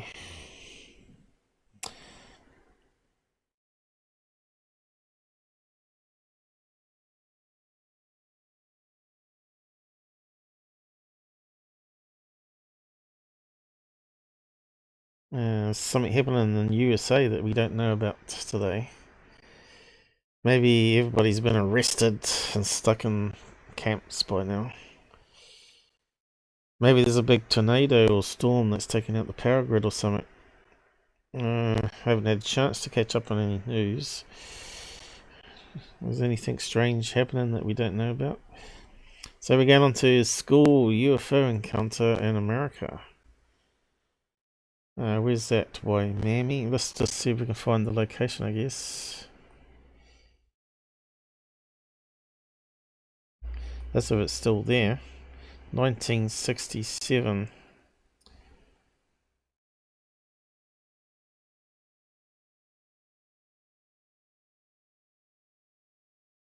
What's it coming up with? Florida, is it? Texas. Is that the one?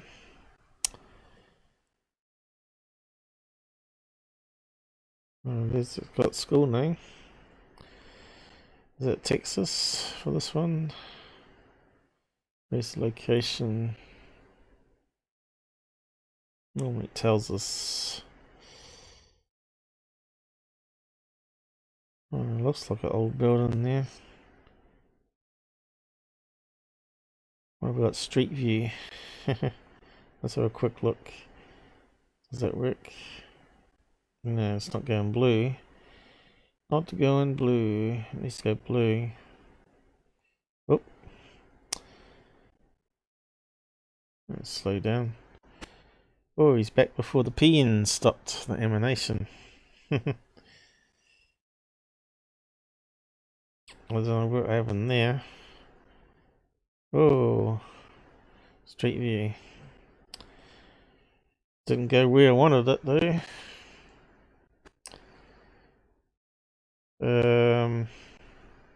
Let's see if we can get there again. So whereabouts are we going to for this school? Is it Texas? Robert, are you there? Amen. Sorry, Texas. mate, I was muted. Yeah, it's Miami, actually. It's not far from the Everglades, but the actual school incident was one of a number of incidents in the same time frame. Well, it's come up with that school name being in Texas, believe it or not. You can see there. Nah. It's Texas, isn't it? Let's just zoom out. Elementary school. Looks like it's in Texas. It's Florida, Paul. It's not Texas. Well, maybe there's two schools of the same name then. Easily, yeah. Yeah, it's definitely in Texas. Florida's way down the bottom here, isn't it? Oh, good God, man. Hello, Way over here. Suzanne. Hey, we got Suzanne. Yeah. We thought there had been a tornado or something that got you. So, seems to have got everybody else. it may not exist in Florida anymore. Exactly. It might not. Yeah. Is there a Florida one there? Texas, Florida. Texas. No, no, no. You need to That's what stick an come L up. after that F, Paul.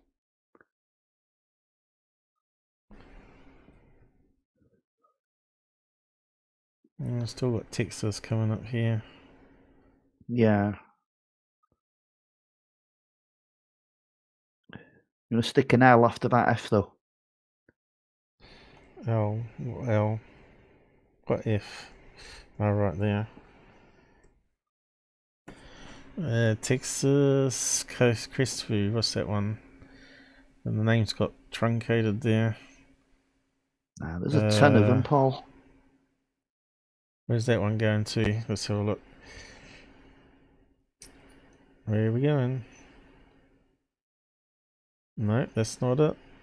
That's kind of No. weird. What else we got to go on here? There's certainly an old looking building.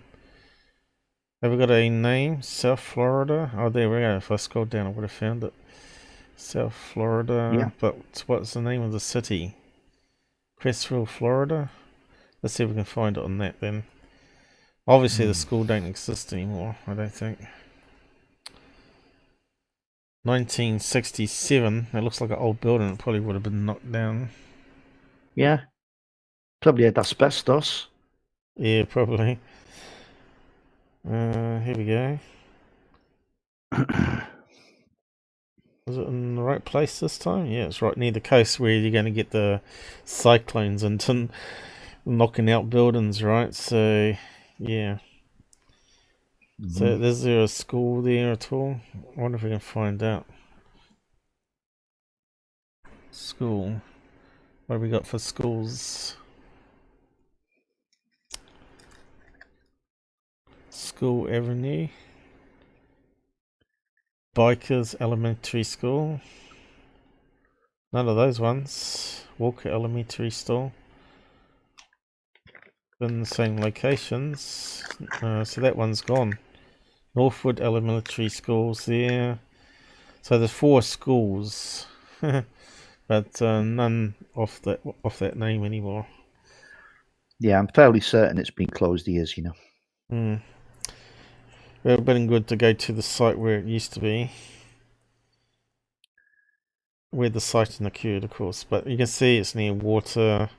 It's right where not tornado, but cyclone category 5s tend to go across. So you want a sturdy building like they've got in the picture here. So let's see. Suppose we better select it and read it. Have we got a table of contents? Here we have. So we do it before. Yeah, you always do with this site, Paul. So yeah, what happened to Susan? What's happened to Susan? Never mind. She's back with us now. It's nice to be loved. I heard my name and my home state. Kiwi and Welsh. A deadly combination. So what happened to her? Where'd she disappear to? Was it your sister again? Okay, I thought there might have been a big power outage in America because a few people that we normally have on disappeared. And of course, Ken and Charles, I haven't seen Charles all weekend, so it's kind of strange. The Crestview Elementary School UFO Incident. First published, August 6, 2018. Last updated, July 17, 2020. Written by Marcus Loth. Estimated reading time, 8 minutes. Posted in UFOs, Close Encounters. 8 comments. Although it generated some state media attention at the time, the UFO sighting over Crestview Elementary School in April 1967, an incident with hundreds of witnesses, was largely forgotten about until the internet provided a platform for it in the early 2000s. Many of the witnesses were young children at the time. Now, in the 21st century, and as adults, the event is still clear in many of their minds. In fact, what perhaps makes this incident even more intriguing is the very fact that the witnesses were so young at the time of the encounter. The vast majority are still alive today. And now, with an apparent desire among at least some of them to find an explanation for what they saw that spring morning over 50 years ago, maybe there is still more about this encounter to reach the public arena. The sighting was, as we will look at a little later, part of an apparent wave of sightings over the South Florida area at the time. And, as we will also look at later, several other similar sightings with similar amounts of witnesses are on record around the world. Before we move on, however, check out the short video below. It is a UFO sighting from 2010 over Crestview, Florida. Do we need to Yeah, look at that one? don't know what the hell 2010 has to do with 1967, but There's a long gap, isn't it? hell yeah, So we need to skim down. 53 years. No, 43 years. Unless it's come back for the kids. Yes. I suppose it's Oh, go too far. Oh, we'll just select a chunk. We're going to have to pause it as we go. Sure. Initial sighting from the schoolyard. On the morning of April 6, 1967, fourth grade student, Jonathan, while standing in the schoolyard during recess, would notice a strange object hovering over the schoolyard in North Dade County, Sure we hit Miami, like people, Florida. Always helps. The object was quite a way in the distance, but still close enough to see in detail. It was a round, disc-shaped craft which appeared to spin in the air, calmly and controlled. It was at the end of the morning recess, and most of the other children were already inside. Fourth grade teacher, Mr. Robert Apfel, was busy calling the odd straggler in and to their next lesson. One of which was the now enthralled Jonathan. As Apfel walked over to the young boy, Jonathan turned to ask him while pointing upwards, "What is that?" Both teacher and student could see the metallic craft overhead. Neither knew what it was, and with all the other children now in the school, they were the only two witnesses remaining. As they both looked upwards, the object vanished in a sudden white flash. Standing there for a moment to gather his thoughts, Apfel then ushered Jonathan inside. Although there were several military bases and airports in the vicinity, it wasn't an aerial craft either had seen before. Not at all sure what they had seen, neither expected to see such a sight again. The next day, however, this mysterious craft would return. And it wouldn't be alone. Return visit in front of hundreds of witnesses. The following day, on the April 7th, Jonathan along with the rest of his grade sat in their class awaiting the start of the lesson. Before Mr. Apfel could begin, however, the children noticed three strange objects hovering in the sky outside. One of them was the same craft as Jonathan witnessed the previous day. This time, though, there were two other, cigar-shaped objects, and they were much closer to the school. Then, all three objects vanished once again. The children, including Jonathan, would rush outside to get a closer look. As they ran outside, the circular object returned. They were soon joined by other students who had also noticed these apparently otherworldly visitors. In all, it is estimated anywhere between 100 and 200 people witnessed the strange crafts. Most of them elementary students, although several teachers were among them. The growing mass of students pressed against the fence at the edge of the school perimeters. So what's the age The of rotating disc elementary was then? now only yards away from the witnesses. Oh, they're, I think they'd be between 5 and 11 years old, Paul. Because Professor Fess are saying they're all stoned down there. Not in the... I know Well, 1960s was a hippie... yeah, that's... I don't think so, mate. Not the kids. I don't think teachers would be stoned on the job. But, you know, never know. A lot of weed back in the 1960s, I guess.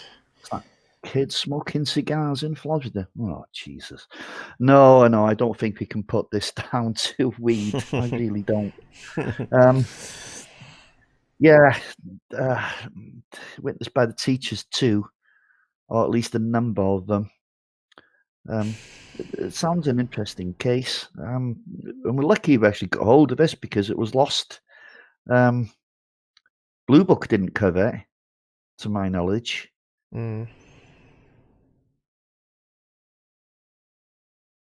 witnesses. Then, it began to move and would shoot forward into the trees which overlooked the schoolyard.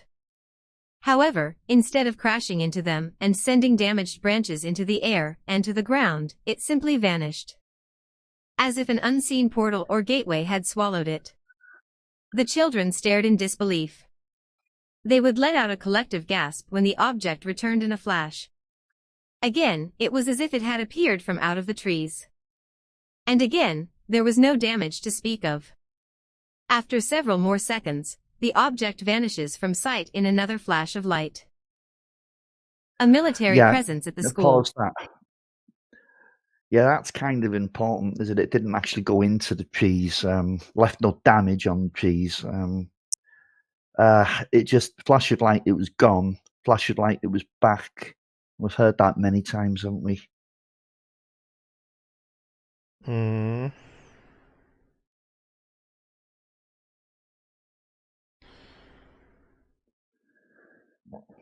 School. An official report was made to MUFON. Many of the children state to remembering a military presence in the school on the afternoon of the second sighting. 3 of the teachers were apparently interviewed privately, and some spoke with the children themselves. The official result of this military presence was that 3 low-hovering helicopters were the mysterious objects. Furthermore, the children must have been mistaken in what they claimed they had seen.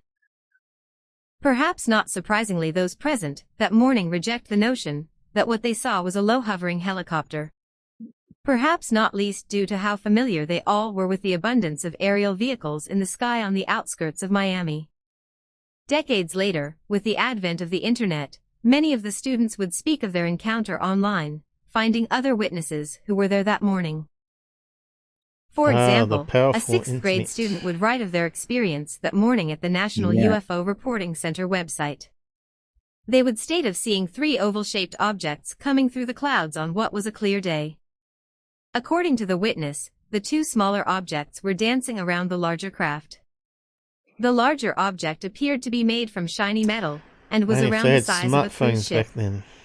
The witness would also state the object would land briefly in a nearby field.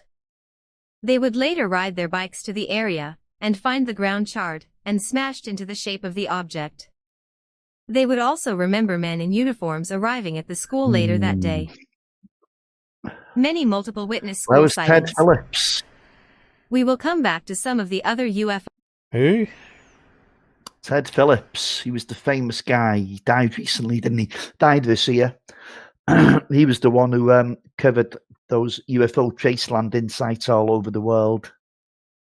Someone has taken over from him, I'm glad to say. They're going to keep the work up. Yeah, but he, I think he investigated, is it over 2,000 cases of trace evidence?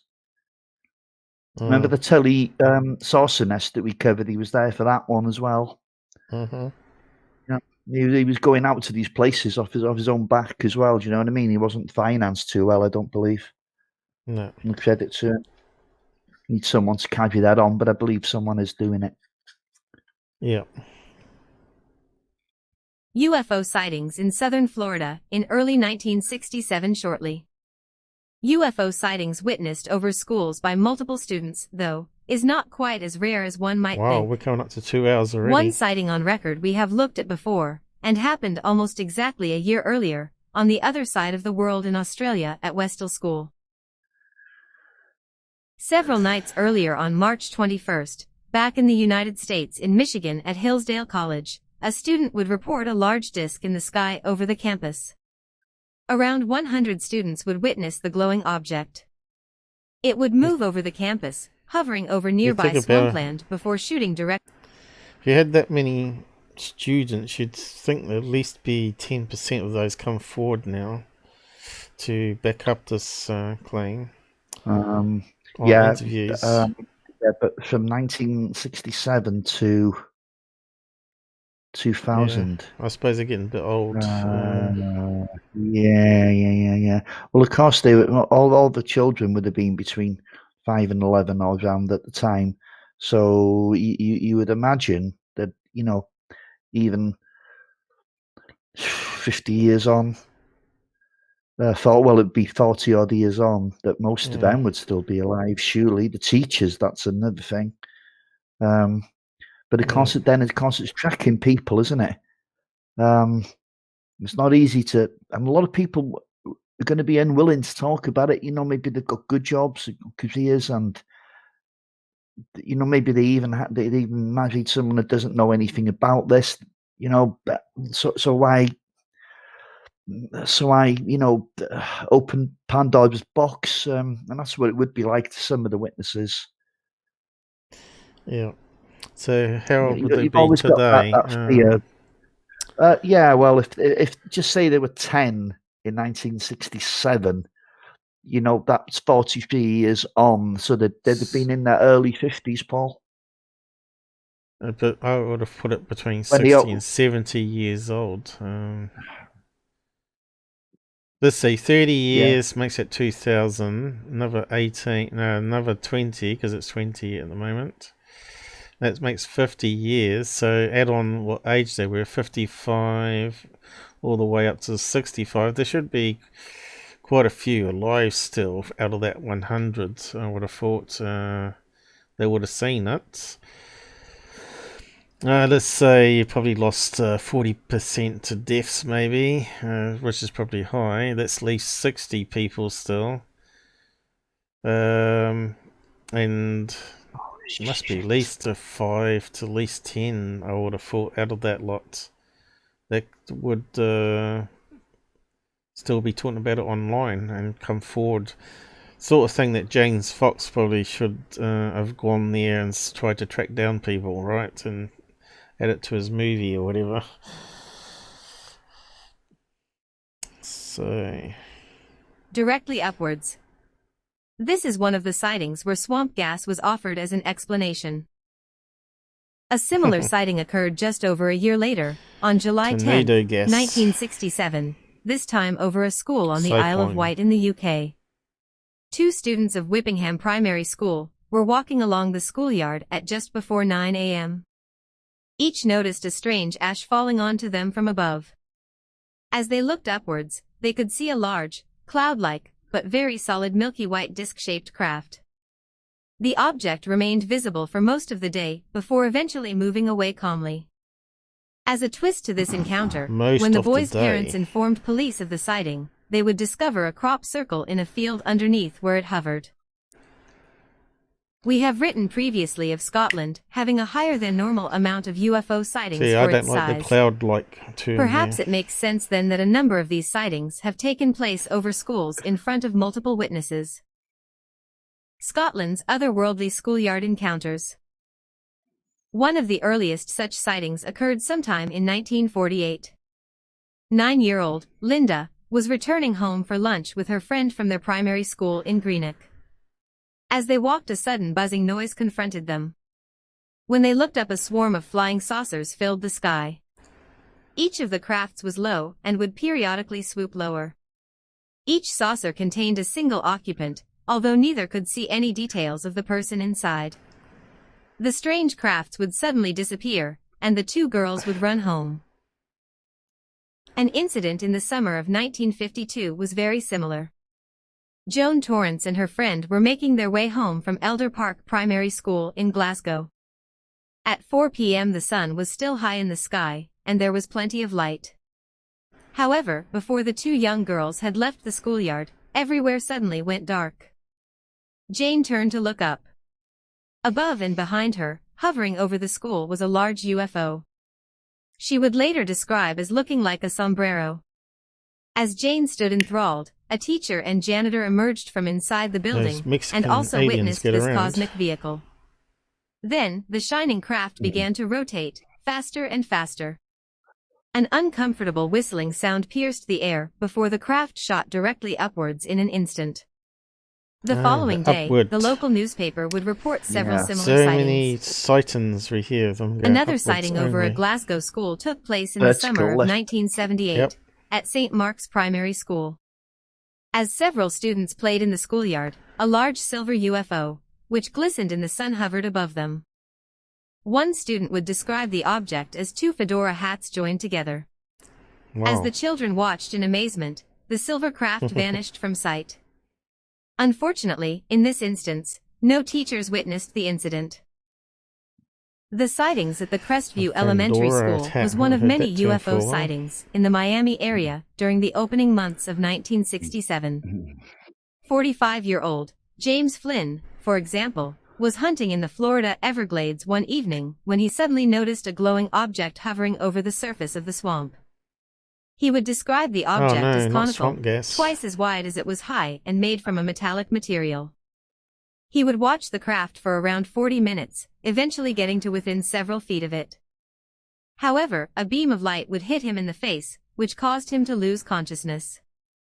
When he came to, it was daylight, and he had no vision in his right eye. Damn. He would ultimately spend almost a week in Fort Myers Hospital. Oh, no, stop it there, Paul. Right, stop was that itself. the end of the article? No, it stopped itself. So where do we get to? Yeah, okay, Fez is saying there, Balderdash, I grew up in Scotland. If UFOs were landing there, we don't know about it. Well, who's we? You mean you don't know about it? That means UFOs aren't real because you didn't see one land. I mean, that's like taking a cup of water out the ocean and saying, look, there's no fish. It's silly, isn't it? What's he saying? I just told you. I'm just zooming in so we can see it on the screen.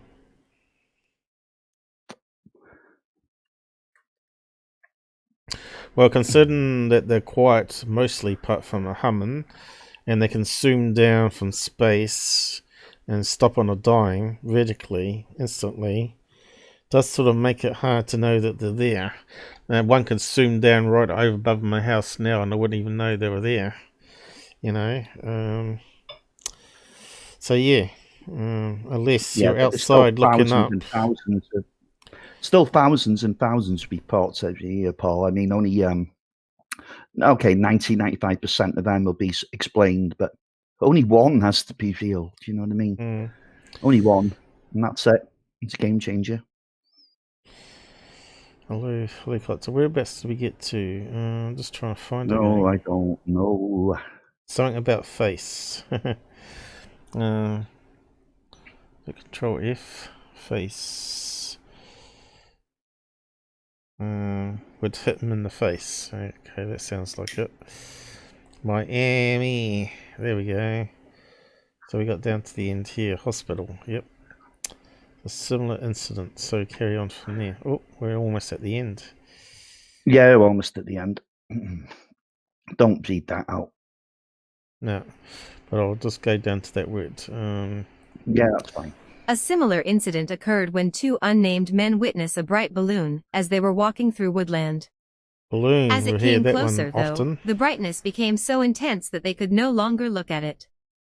Suddenly, it vanished as if it had exploded. There was, however, no trace of wreckage. In the days that followed the Crestview incident, Sharon Burgess, Mr. and Mrs. McMullen, and two anonymous students witnessed a mysterious object heading over Lakeland. They had been alerted to something out of the ordinary due to sudden interference with their television sets. The craft then hovered over woodland for several moments. It was a disc shape and contained a transparent dome on the top. Inside this dome, two occupants were clearly visible to the witnesses. What did you delete him for, Each occupant adorned a tight-fitting suit and wore strange headgear. The object would then vanish in a bright flash. Interestingly, all the witnesses would report a strong smell of ammonia following the incident. 8 unidentified targets over South Florida. No, don't delete them. Whether or not there is a connection is uncertain, but a sighting by two U.S. military defense radars around March 31st, 1967 is certainly worth examining. According to reports, radar operators at Homestead and Key West Air Force bases would track a total of 8 unidentified targets over coastal areas of southern Florida. These incidents would last for over 4 hours. They also took 2 separate flight paths. One would head towards Key West, while the other would fly over Miami. Fighter jets were scrambled in an attempt to intercept these two mysterious groups. According to the documents, each pilot would report seeing the UFO. However, it isn't clear if this sighting was a radar sighting or a physical one. A sighting from the ground also came from one of the personnel at the bases. He would state he saw something so fast he at first believed it was a meteorite. Furthermore, local radio stations were receiving calls from the public regarding the strange, fast-moving lights, who would, in turn, announce the sightings to the public. According to the report, the UFOs and their movements appeared to be flying a search pattern. The objects would eventually all head south towards the Cuban coast. Although it wasn't confirmed, a report suggested that a Cuban MiG-21 jet was lost in an interception mission the same evening. Just to add a further twist to this particular incident, some reports even suggest an American spy plane was operating in Cuban airspace around the same time. The short video below goes over the basics of the Crestview incident. Disclaimer. We got to the end. Yeah. And we've got some comments at the end, so not sure if they're any good. My sister was on the playground. Yeah, well, these people do come forward, don't they? We can't really... She said it was a vivid memory. Well, I definitely would forget it, though. If you saw a UFO come down in my playground, I think I'd be wanting to know what it all was about. Was it ours? Was it them? So yeah, of course it would be in your memory. It's something you wouldn't forget, especially intermediate school if you're like 10 years old. I think she was in the 2nd grade, wherever that is. We have different system here to Americans. It really happened. 2nd grade. Let's just look that up. Grade don't know, that school. might vary from one country to another, Paul. I don't know. Well, it's in USA. Yeah. 2nd grade. It has a wiki on it, so it'll be all different countries, I guess. Yeah, as I'd say, about 6 years old, Paul. Australia. America Our first. children are usually 7 to 8 years old. Is that what it said?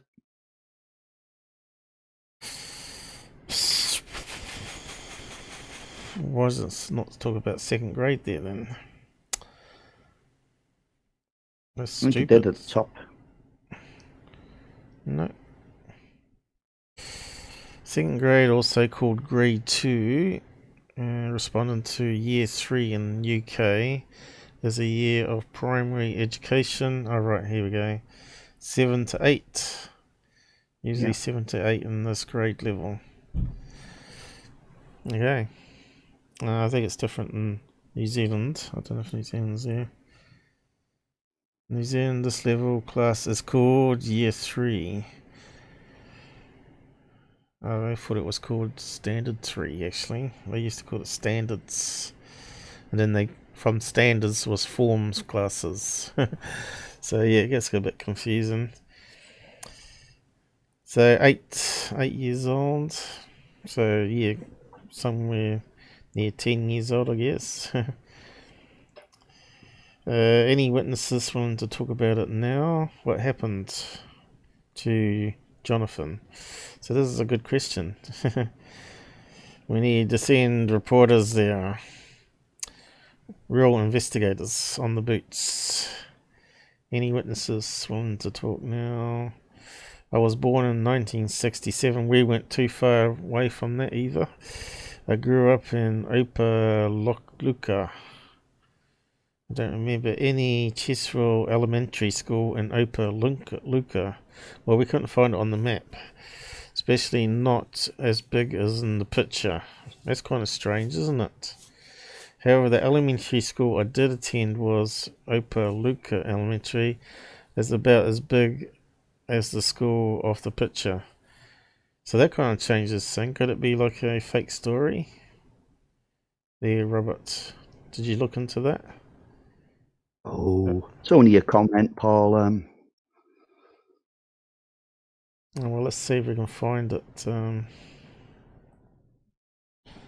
to April Lock School. Have we got that list? And I can't see no school listed. Yeah, must have got no space in there. How about now? Elementary school there. Can't see it listed still. So whereabouts is that from that location? Oh, that looks built up there.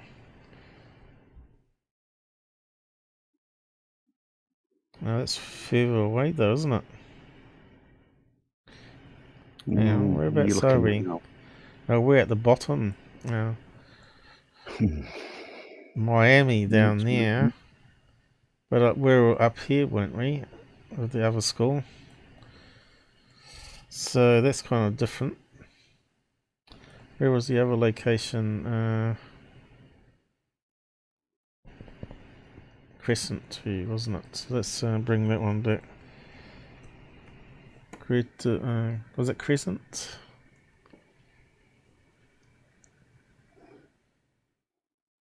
Let me just go back to it. And we're going back to that one. Well, it looks like the same type of buildings there, though, in that picture there, to the school, right? Mm-hmm. Yeah, they could be uniform to the location, you know. Crestview, it was called. To paper, which is miles away. Okay, Florida. Yeah, but it was talking about sightings all over Florida, wasn't it? In that. I just wonder why it hasn't joined it together like it normally does. I'll just try it the other way.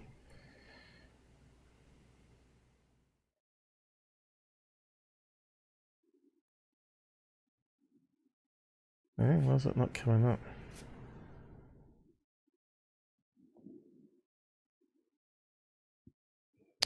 Crestview, wasn't it? Yeah. I don't think you need to really spend too much time on this, you know, Paul. Why? Because someone's saying it didn't Crestview. Yeah. So how come it doesn't come up when I do it the other way around? I have no idea. Doesn't make sense when I did two. Opa, Luca, Lane. Try that one. It seems to go there. Okay, it's got similar old buildings there then. But still, I was trying to get it on the map at the same time so we could see driving there, right? Right, so this has gone to a different location. So it's in the rough same area. Before it went down to this other location down here. Miami, which is kind of strange. So there's two places called Crestview, obviously. Well, that's even closer to the beach there, right? So, yeah, it's right on the coast. What's this thing here? Near is enough. A little bay of water. Oh, it's right on the coast there. That's right in the storm path, isn't it? So why didn't it want to list the other location then? Is it right next door to it, maybe? That's kind of weird. It normally puts it in the map at the same time. I don't understand. It doesn't make any sense. So what did it say here? It's about as big as this one of school. Never saw the UFO reported in 1967, but she saw it hovering beside her house just above her roof. So this is obviously a much later date than the original sighting, isn't it? No, the original was 67. But you're saying... Yes, I was born in 1967, so she couldn't have been a witness. His mother? Why not?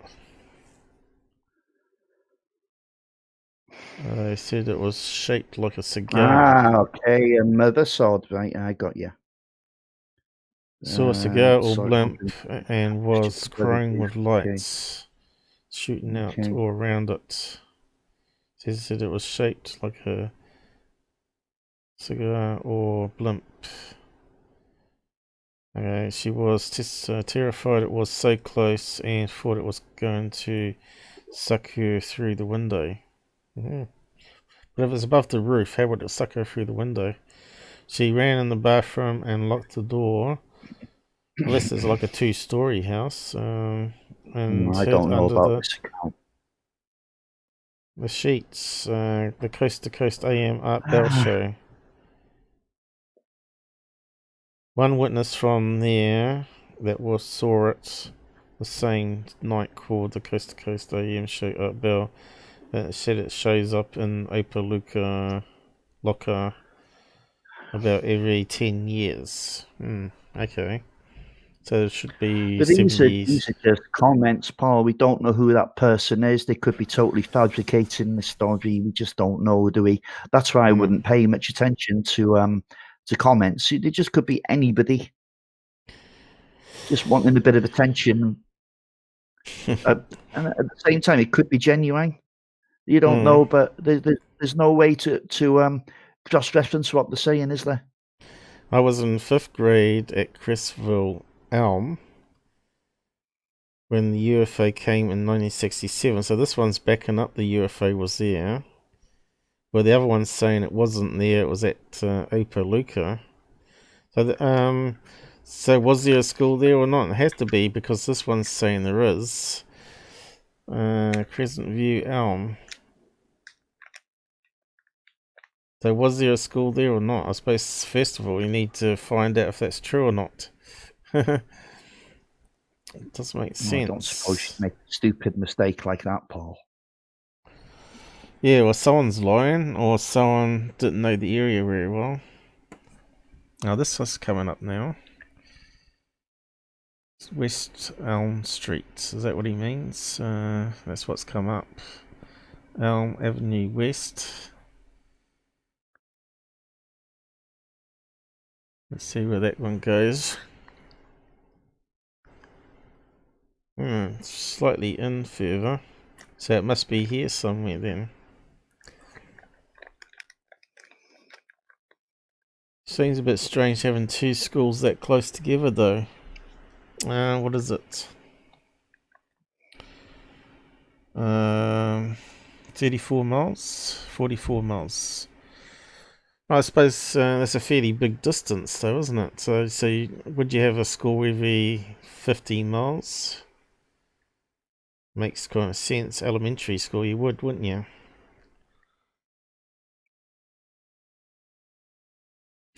But I don't know. What's America like, Susan? Do you have schools every 50 miles? Elementary? You reckon there's no Crescent View Elementary?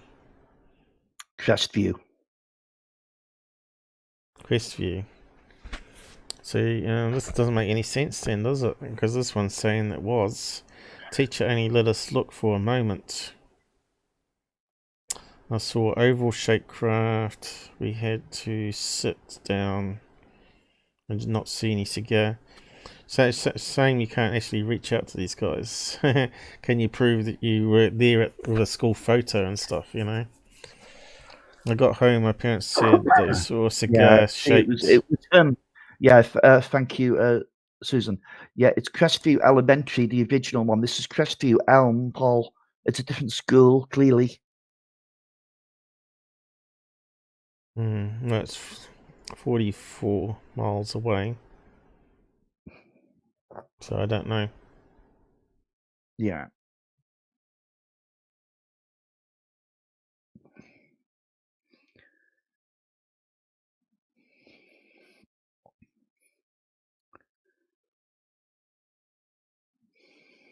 So, I would say the Crestview sighting is ugly, genuine.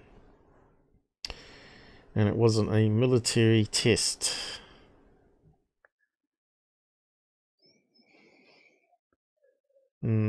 But it could have been a blimp, though, because it's right near the coast, right? They did use blimps. 67. They would have maybe used a blimp.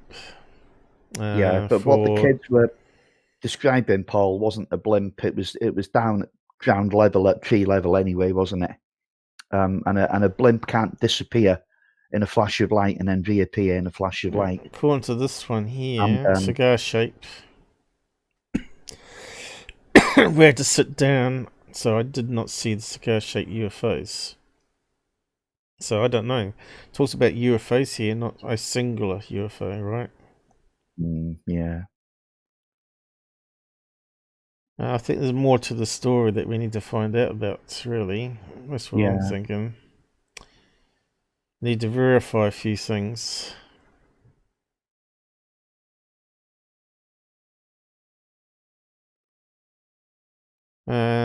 Yeah. It would be good if there's someone watching this current live show says, "Oh yeah, I went there," and I've got pictures. Always that. I know it's a long shot, isn't it? But hey, you never know.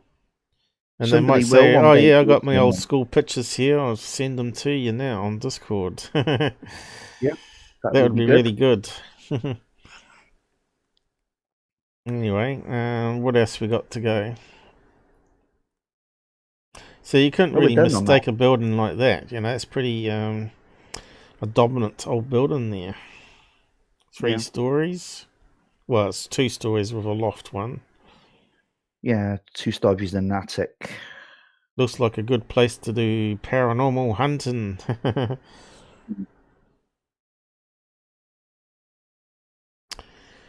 So I don't know. Can we actually search on the image? Let's see. Does this have it? Probably doesn't have it on this particular reverse search. I normally add it in with the right click. Research, reverse search. Let me just paste it onto the other one. Oh, let's see if that image exists elsewhere. See what it comes up with.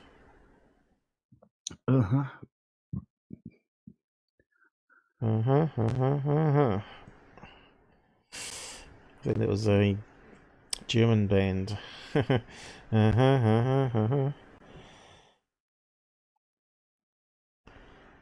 Why is it coming up so slow? I wonder if we get one without the UFOs over it. Was there another picture about the UFOs? I don't think there was there? Damn it. Well, let's see if we come up with something similar anyway. Search Google.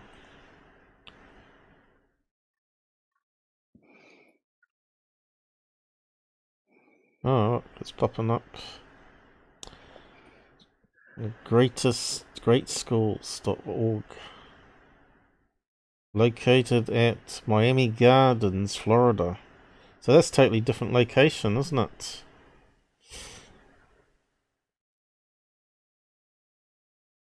Okay, let's just pop down to that one.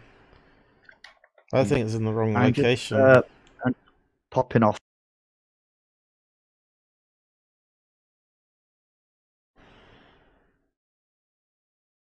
Map, is it?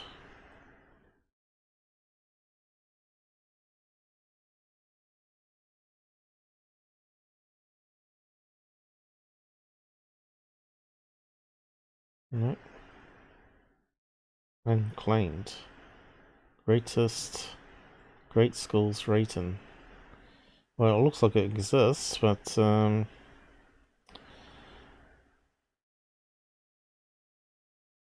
whereabouts is that location?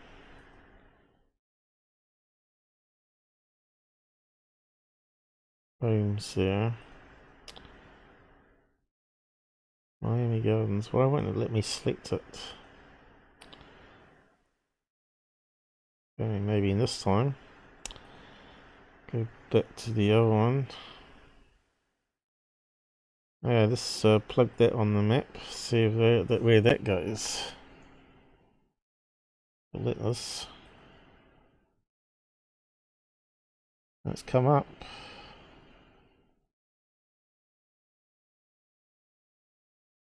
See, it's down there again.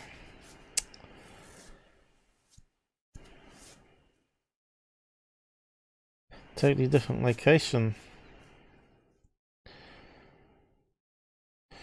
So,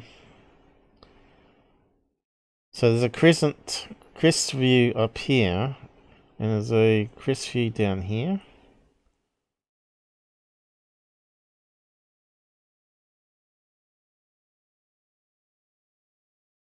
I don't believe it. Is there a school there? Kind of looks like a school. Oh, there it goes. Look, there it is. Looks like old buildings. So it's not right here. What are we missing?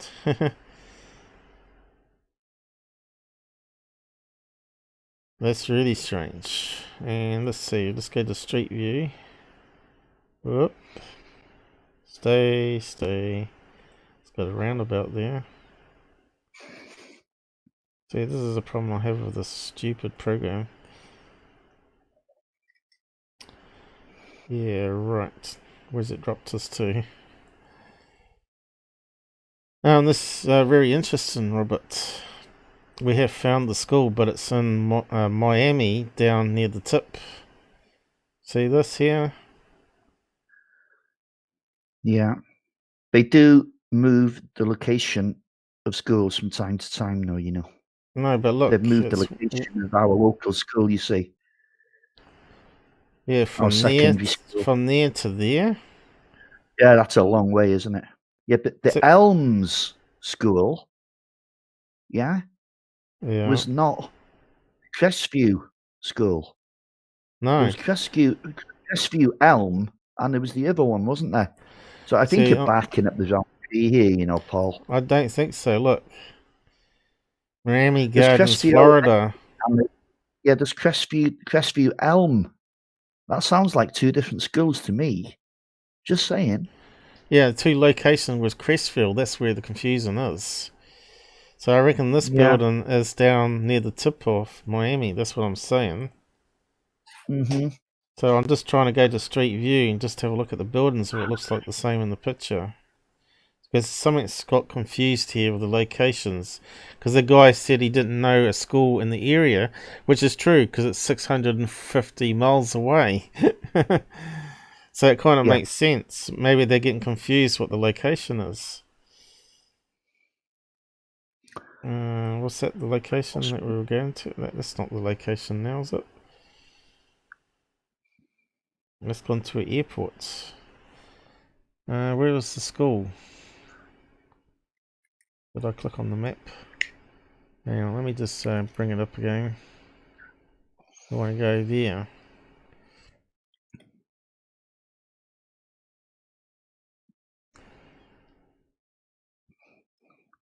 I was right over top of the school before. Did I click on something?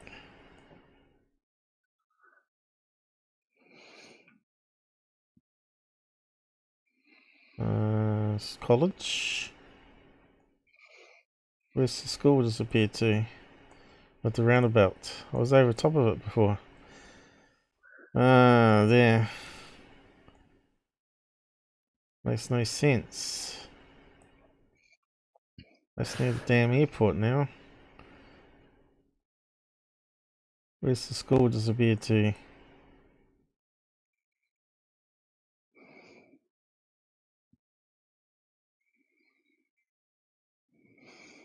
What happened there? Let's see if I can get it back.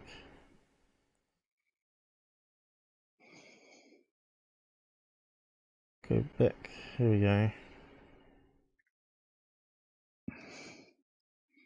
That's the right place now.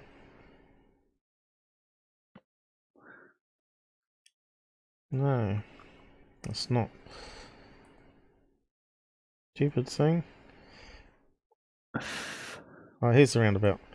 Okay, so here's the school. Crestview Elementary School.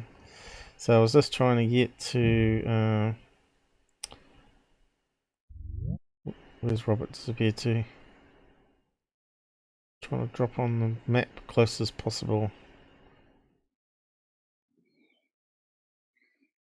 So whereabouts are we? That looks like a school there, is it? Yeah, see if we can see the old buildings.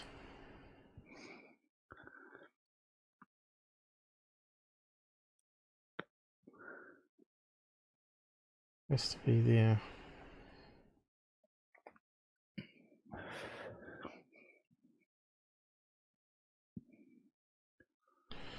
Always get lost on street view. Damn it. Whereabouts am I? It's got a little mini map here. Looks like we're going the wrong direction, I think. Something. Yeah. That'll do it. Yeah. Where did I get to? I have no idea. Where have I gone to? Way away from where I wanted to go. Why can't I just drop on the map without it going wrong? I want to go there. Go there. There we go. So that's got to be the school there, right? I don't know, it looks like a warehouse to me. Does now, doesn't it? How can we get into the closer? Does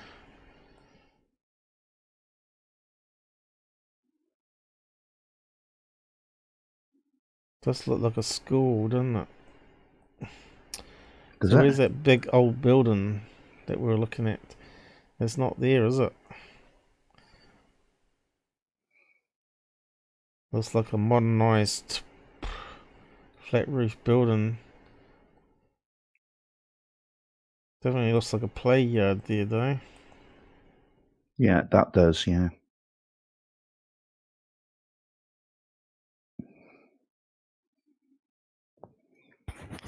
I don't think we can get to the other side of it, because if you have a look at the map,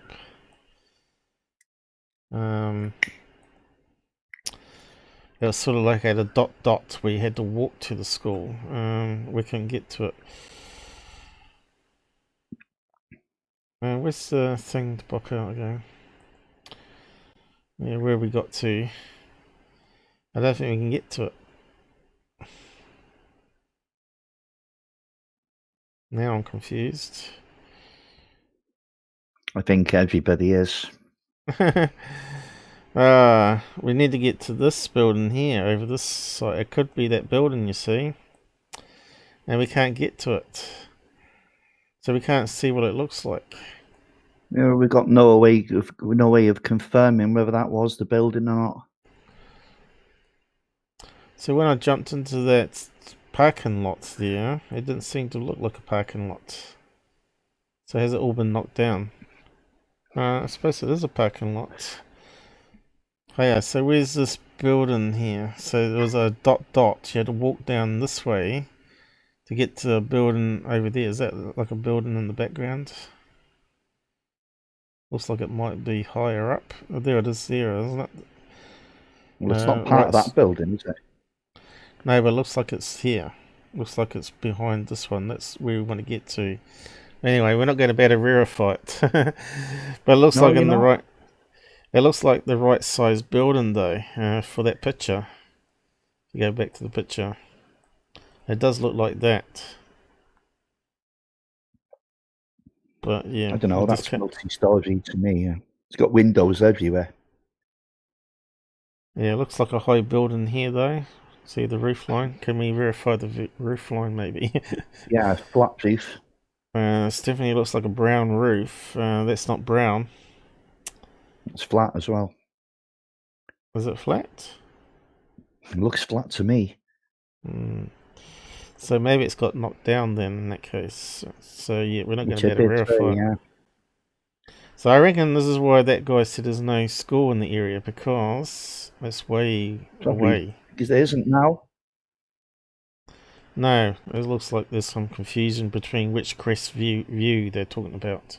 That's what I'm saying. Yep. So that's the mystery solved. So obviously it does exist, and those comments are probably real.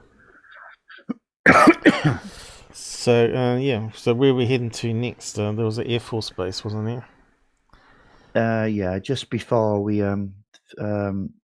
finish off with this, I just wanted to show you just how much documentation is on this case. It's PDF, so just have a skim down.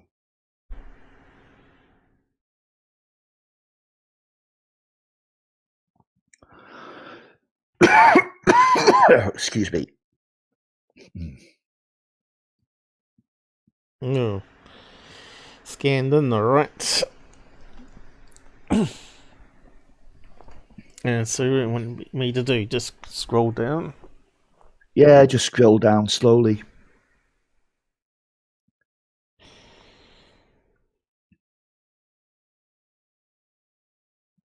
So the Air Force, look.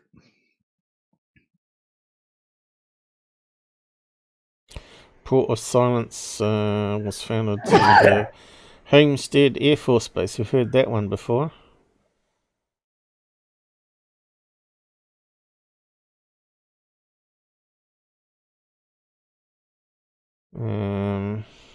So what you want us to look at exactly? Anything to do with a particular person? Oh, that was pretty grubby looking paper. Oh, that's even worse. It's old, that's why. Old, alright.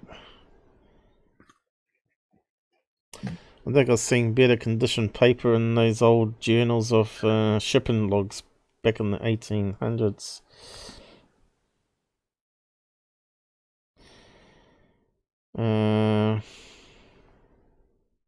Yeah, I don't know if you're going to be able to read much from those pages.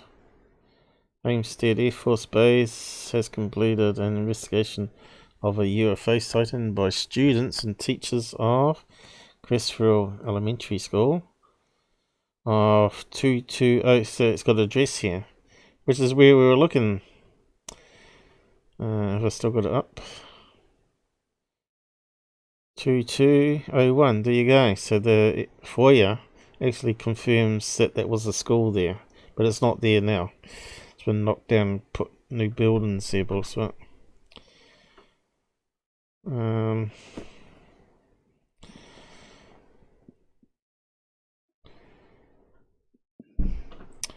So there's two Crestvilles. Report, there's another one.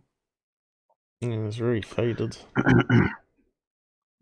So it's always good when you have what, you know, seems to be anecdotal evidence, and it's backed up with newspapers and Air Force documents as well. Which adds a lot more legitimacy to the case, doesn't it? So maybe Blue Book did. If it was the Air Force in '67, Blue Book was still running until '69. So it'd be interesting to know what conclusion he actually came to. I think they tried to explain office helicopters, which is quite a tricky one because no sound. Nobody described any sound. And the shape's all wrong as well. And there's no mention of a blimp or cigar UFO. No, no.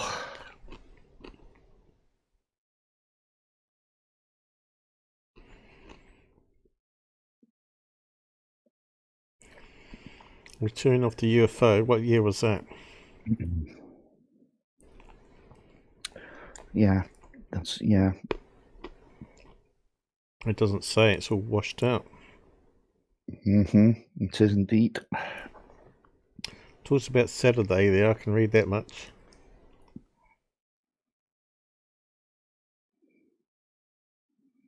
$40 people. Was it 60? There were 30. Oh, no, I think you're right. 30 or 40, I think that is.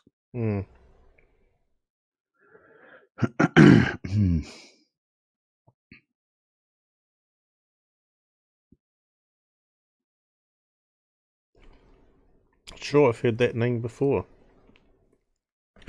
John Wolfe.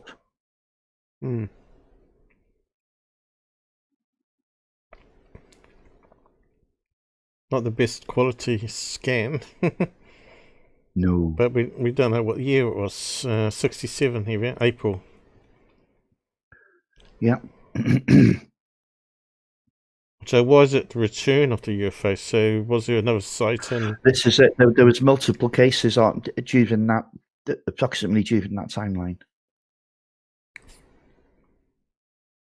Hey, That's it. Renee's with us. Hello, Renee. We got to the end. Yeah. Yeah. So that's I've got a YouTube video here, but I don't think we want to be playing that, to be honest. So we'll move on to the Yep. Ellsworth Air Force Base. What time is it? 17 minutes past 12 here. Well, we've got 2 hours and 30 minutes so far. Yeah, that'd be about right. How's the audio been today? Hasn't there been any strange sounds? Apart from that cyclone sound. That was before Susan showed up. Is JD around still? It was that weird sound that we had. You have to scroll back and listen to it. I don't know. I thought it was you blowing into the mic. No, I didn't hear anything at all. Weird.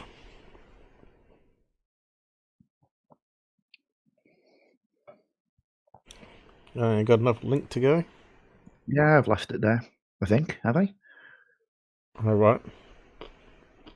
Oh, there we go. There it is. Oh, you got... right, I was using the other screen.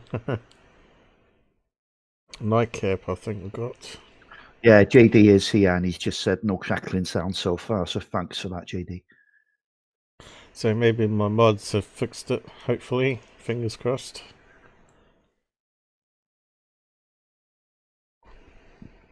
I set the bit rate to all 44 instead of 48 kilohertz on all the mixer sessions.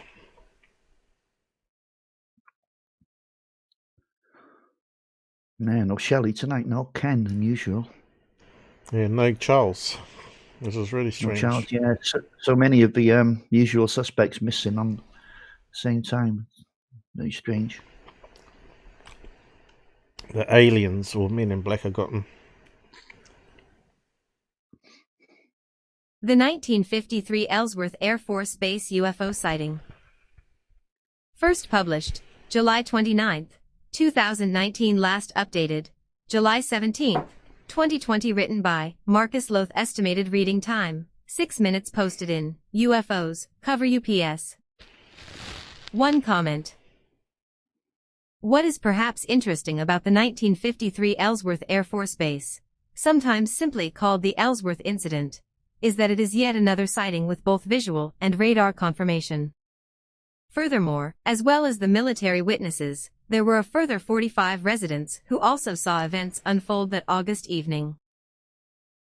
Indeed, in the words of J. Allen Hynek, what made these reports particularly significant was the fact that these people were trained observers. They were part of the national network of civilians who were keeping watch for enemy bombers. That something was most definitely parading around the skies of the Mount Rushmore state that evening in the summer of 1953 is surely without question. What that something might have been, however, is still very much open for debate. Perhaps also of interest, and as we have examined previously, there is an apparent incident at a location under the command of Ellsworth Air Force Base that occurred over 2 decades later in the summer of 1976. That incident not only involved a disc-shaped craft, but also a close encounter with a gray alien.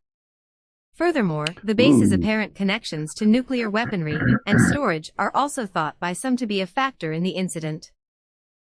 Whether that might have been the case for the 1953 incident is open to debate. It remains, however, one of the most intriguing and credible incidents on record.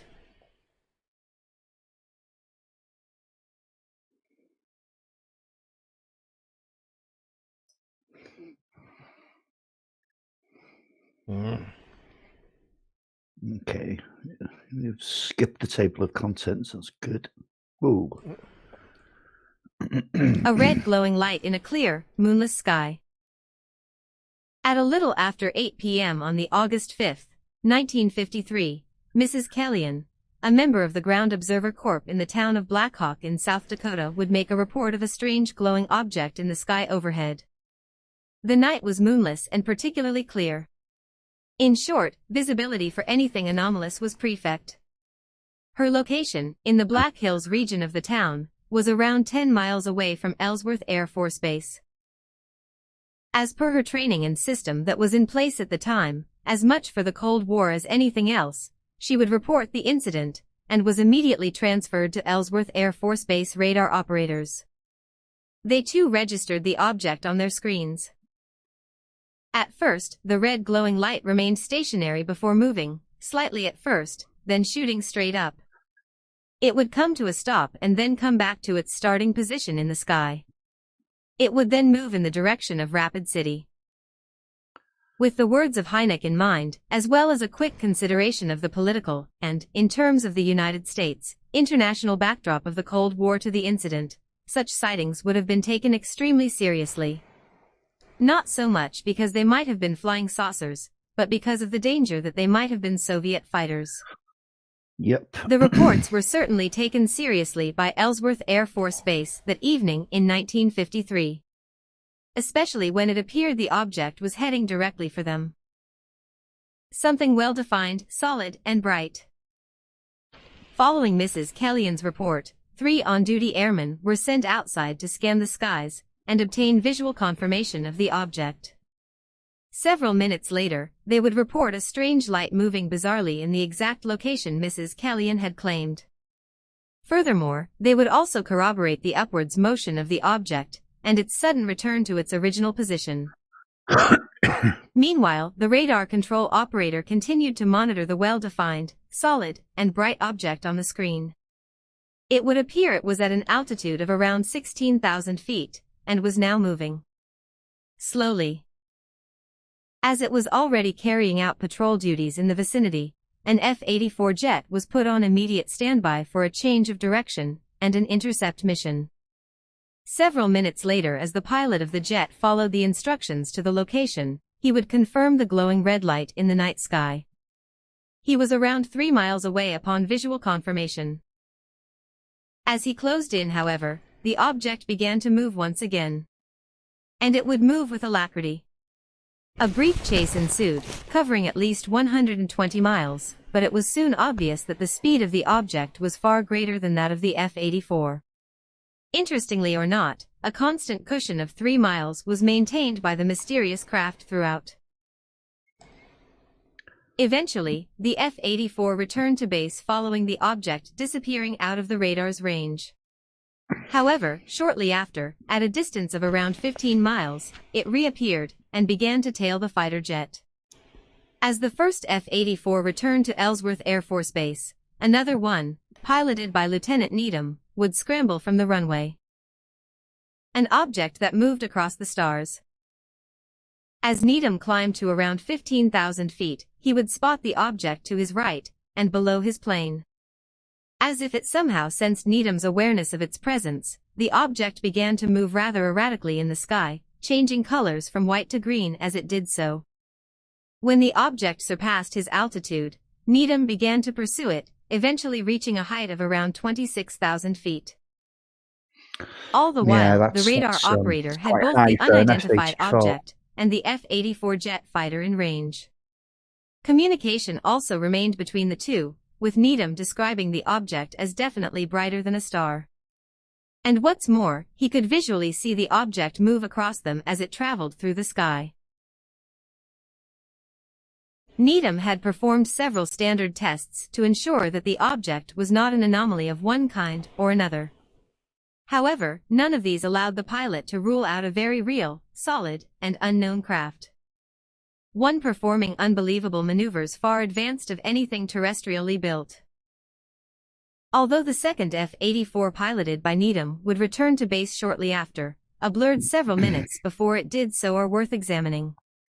According to an article written by Edward Ruppelt, Needham would turn on his radar ranging gun sight, not so much to open fire, but to use it to confirm that something solid was definitely in front of him. Within several seconds, the gun sight was locked on.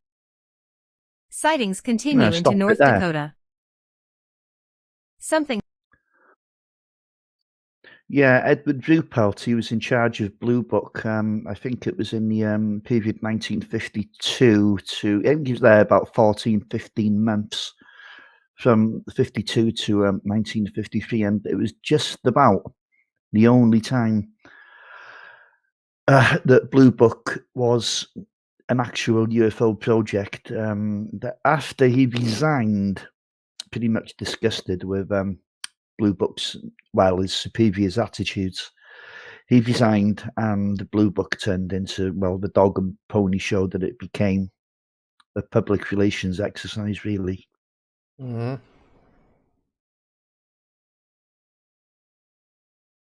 Oh yeah, it sounds. You did actually ban Professor, which is kind I of did not ban him. strange. Because it said I did he not ban him. was. Well, someone did. I 'cause it timed said him out, and JD80 deleted one of his comments because he was being plain nasty. Oh, right. Okay. Well, it said he was hidden from the channel. So I've unhid him anyway. So you can come back. Do you really need him? Do you really need him? Well, When he's just insulting all the witnesses, he's insulting all the investigators. Geez, man, you could do without someone like that for the sake of one sub. Whew. I don't want to see him down that side, chat. well, you know what he said about John Mack and all that stuff. The guy is just not a nice guy. Well, he's got to provide evidence of it, is what we said. Which he never does. Doesn't believe there's ever been a single sighting in Scotland. There's actually thousands of witnesses. Oh, well, we need to get him on the live stream and have a debate then and see what we can sort out. do you know, I don't even have the time to talk to people like that, Paul. His mind's already made up. That's all right. But there you go. You got to remember, a lot of people also were Secure Team fans, and it took them a while to get the crap out their heads to be able to realise that I was actually telling them the truth the whole time. You know. That's a Secure Team fan is one thing, but being a hardcore debunker is another. I don't need people like that around. Yeah, but we can turn people. JD's saying there. Listen, Paul. JD's saying there, Paul, he was warned and returned and continued to write toxic comments in the side chat. You've done the right thing, JD, by deleting his comment. We don't need that. We don't need his sub. Deleting comments are right, but just give personal warning just in case. And then he had that as well. He had that as well. If he comes back and starts doing it again, then you can ban him. Anyway, we'll just carry on with this. Sure. Something solid was definitely in the skies over Ellsworth Air Force Base. Interestingly, the U.S. Air Force would claim that the lock-on light was faulty, and furthermore, had come on and off several times as the jet returned to base. How accurate that statement is perhaps open to debate, especially as there are no records of maintenance checks on the gun site in the days or weeks following the incident. The second F-84 returned to Ellsworth Air Force Base. At the same time, the UFO would head in the direction of Fargo in neighboring North Dakota. Interestingly, according to a NICAP write-up of the incident, several reports of a fast-moving, bluish-white light heading over the state would surface. As well as the military witnesses, there were trained observers who also witnessed the incident, several others on the evening in question alongside Mrs. Kellyan. Furthermore, several residents of the towns and communities around the base also made reports of seeing the glowing object overhead. It is a case that is wrapped in intrigue and blurred lines. Perhaps intentionally so as to keep the true timeline and witness reports from being pieced together. Now, over half a century later, it is unlikely, barring the releasing of documents that may or may not relate to the case, that any further information will be forthcoming. Hold on, The Paul. United There's someone States at the Air door. Force's official findings were that the objects were unknowns Okay. and essentially unsolved. Another Okay, we'll wait till he gets back now. Ba, ba, ba. Well, unhiding him, he's still unsubbed regardless, because it hasn't changed the number. But anyway, I see the BitChute's gone up while we've been on live though, which is good to see. We might reach that 400 subs there yet. So I wonder what he's getting. KFC delivered? Ah, lucky boy. So we haven't done any FMIs today. Oh well, I suppose we could have a sheep run across the screen while we wait.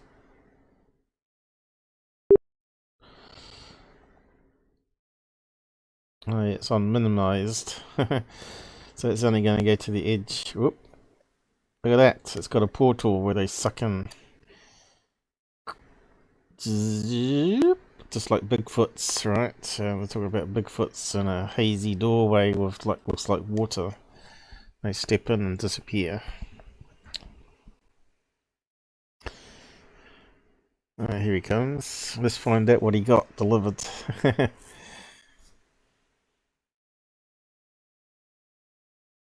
Oh yeah, you there?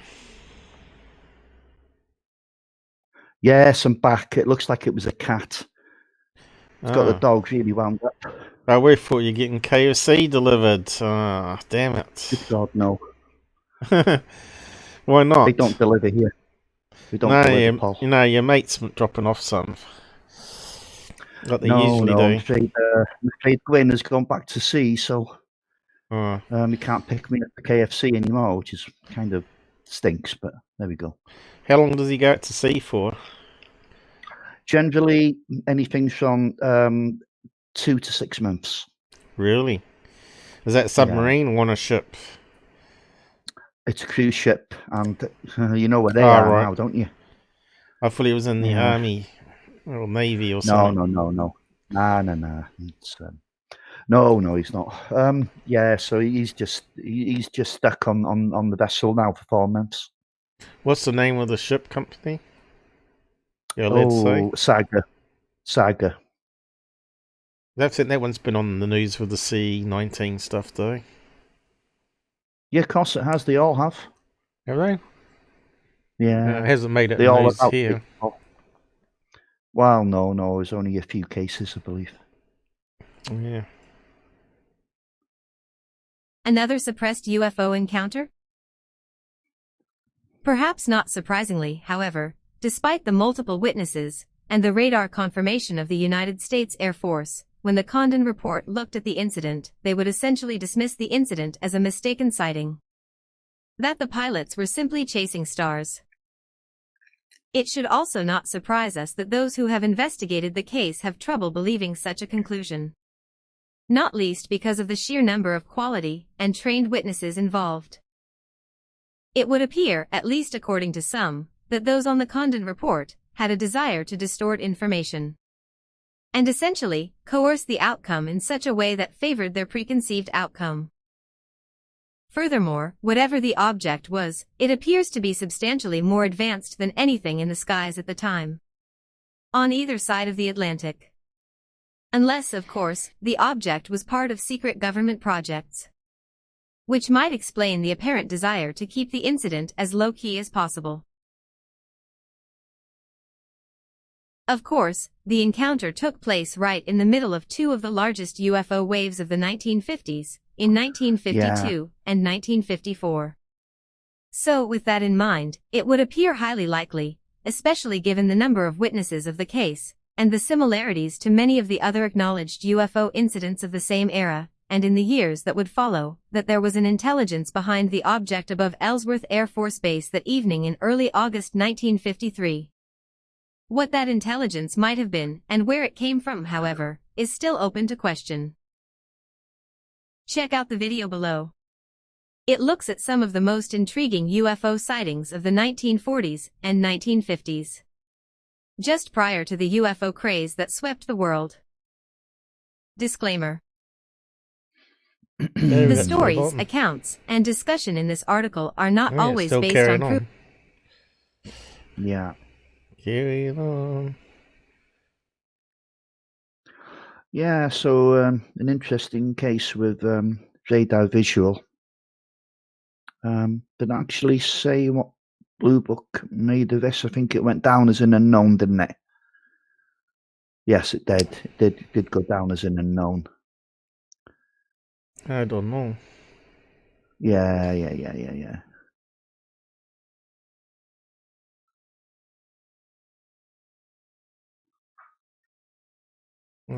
Was there any more that you wanted to add to it? No, not really on this case.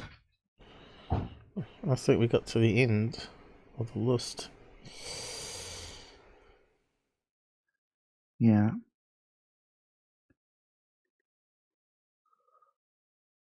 Man, there's a lot of emojis here. I was just looking on the other screen. Is that a rocket there? Satellites, is it? Rocket. There's the alien head. Can't see alien. Pizza. Hey, we all need pizza. I can't see the alien head anymore. Someone's playing about outside the house, Paul. I'll have to leave for a second. Okay, that's alright. It's the Men in Black again. What do you reckon, guys? I can't find alien head. Why hasn't it got to the ones you use the most at the top? That'd make it a lot easier. But like Discord, right? It always puts the ones mostly used at the top. Love, love, and love. Those ones are easy to find. See, I can compete with Renee now. On the other screen, I can do it a bit easier than the second screen. Love, love, love. There's a lot of heart symbols. No wonder you guys have lots of fun. Yeah. There's lots of finger points in here. Okay, that's sorted. Was it a kid? Or the No, Men in what Black? it was my mate, the guy who walks the dog. Yes, he was Right. walking past. He was walking past, and Mush seen him out the window. I want to go. I want to go. Yeah, exactly. Yeah. Charlie's the same. I want to go. They like their regulars. He normally takes them out about now too, doesn't he? He used to.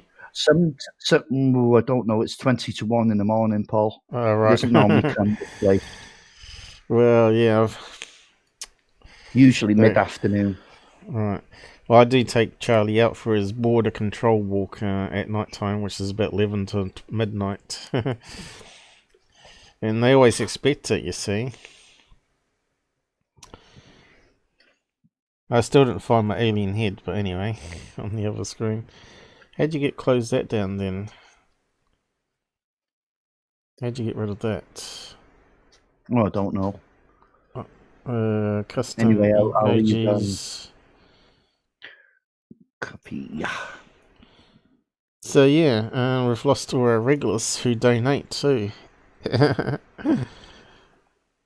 Alright, you click on that button.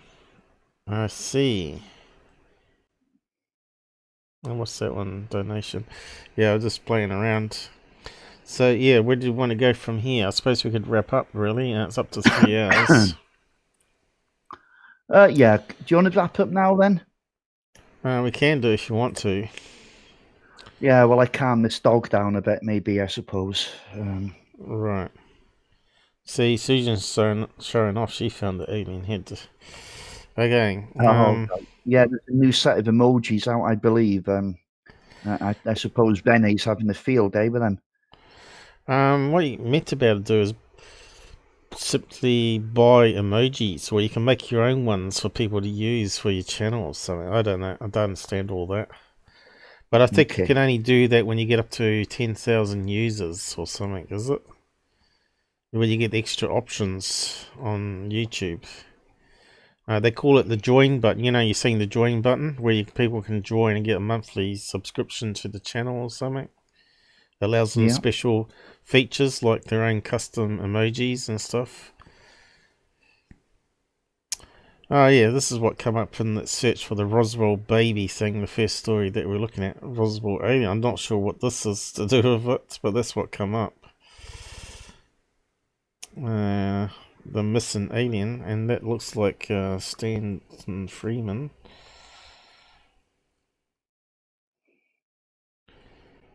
He's got a picture of an alien there. I don't know where he got that from. Looks pretty kind of Yeah, I have scary no looking idea alien either. too. Yeah, it's quite a young Stanton Friedman as well, isn't it? Yeah, but that's kind of ugly alien picture he's got there.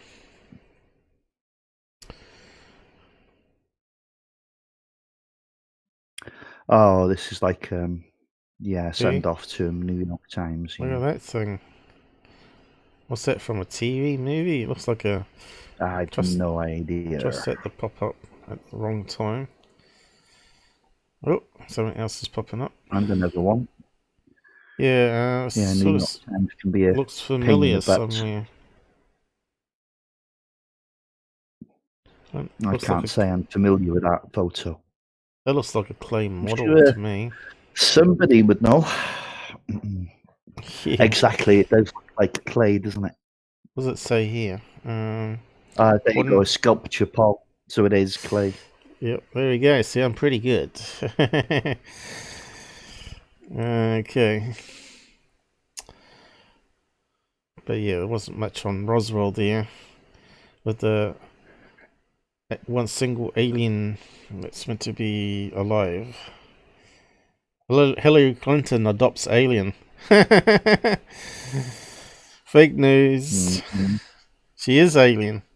Remember, she coughed up that alien egg into a cup, which was probably a cough lodging. But that interesting documentary about Hillary Clinton I watched last night, which we're not allowed to probably say the name, something Gate. Lots of Gate videos out there.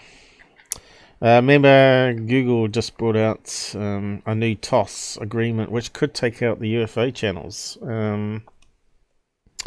What was it called now?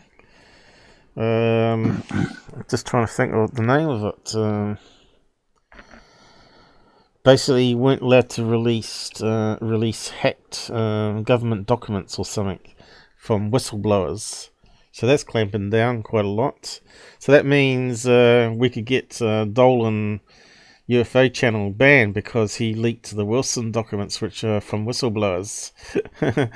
Leaked, hacked documents. Oh, those documents were in fraud. I know they went in the public arena, but they were. I mean, several researchers had hold of them for years and years before. They actually came out on Reddit in the end, of all places.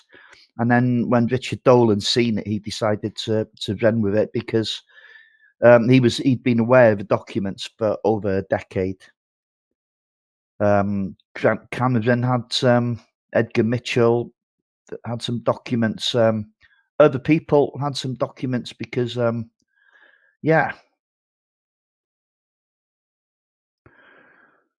the Wilson leak had been circulating between researchers for a long time before it actually hit the internet. And as I said, Dolan made the most of it, maybe a little too much. Yeah, but I just wondering what they can censor now.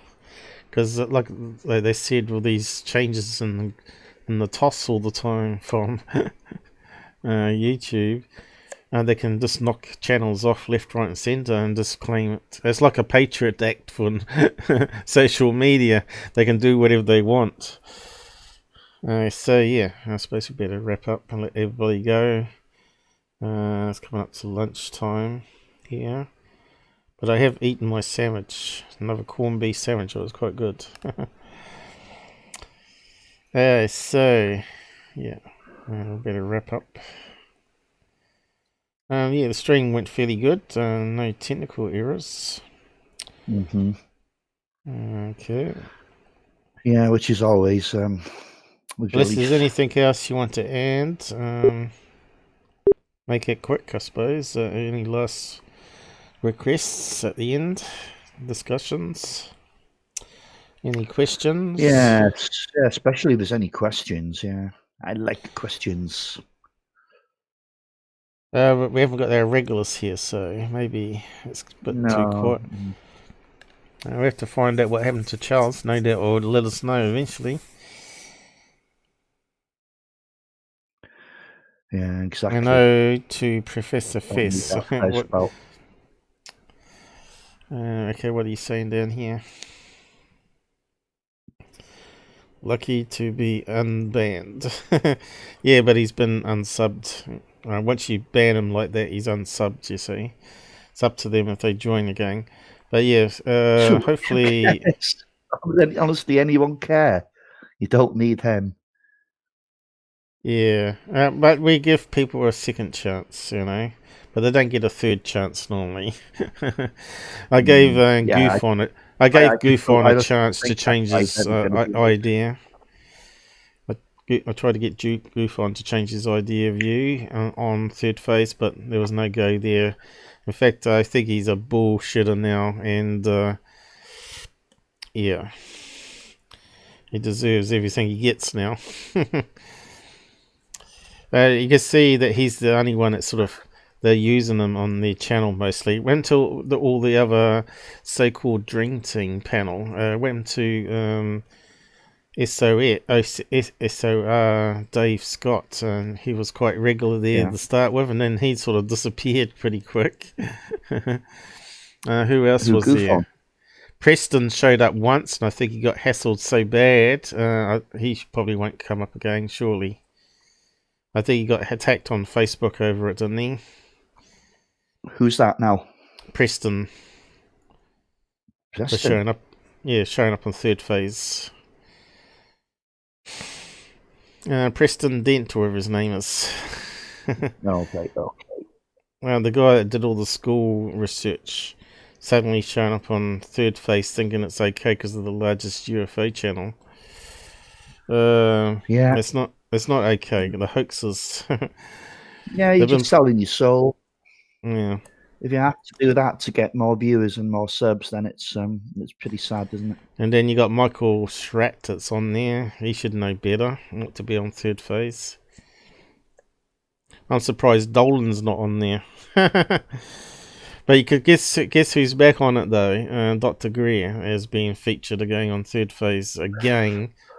And they're trying to do a new documentary and they're interviewing them for it. So there you go. There's your frauds all working together again. So yeah. Say good night then, I guess, guys. Good night. See you again. Night all. Same time Midweek, next week. maybe for the 300th episode. Maybe I have to find a time for it though. If you can do it the same as last week, I'll be able to join. What time would be that, Robert? I don't know. Same time you did it last week. What time did I do it last week? Was it like 1 o'clock in the morning? So it was about 12 p.m., 1 p.m. my time. So midnight show to 3 a.m. I suppose I could do that, but it'll be early morning for USA. That's the triple, isn't it? Cater for the majority, not me. What would I do though? That's the question. Right, I'll keep getting behind on UFO Stalker, so maybe I can do more UFO Stalker, but there's bound to be something crop up from now to then. Oh, what's happened there? Someone on the side chat suddenly coming. Was it like we're getting a lot of porn bots posting around lately. See what this idiot said. Good evening, James from the Steve Mumbling channel. Who the hell that? You just lost a bunch of support. Who cares? We don't care. We're only after the truth.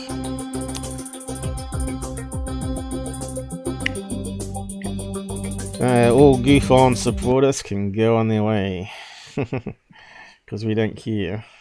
And third phase of the moon. Alright, let's see. I'm going to end now. Good night.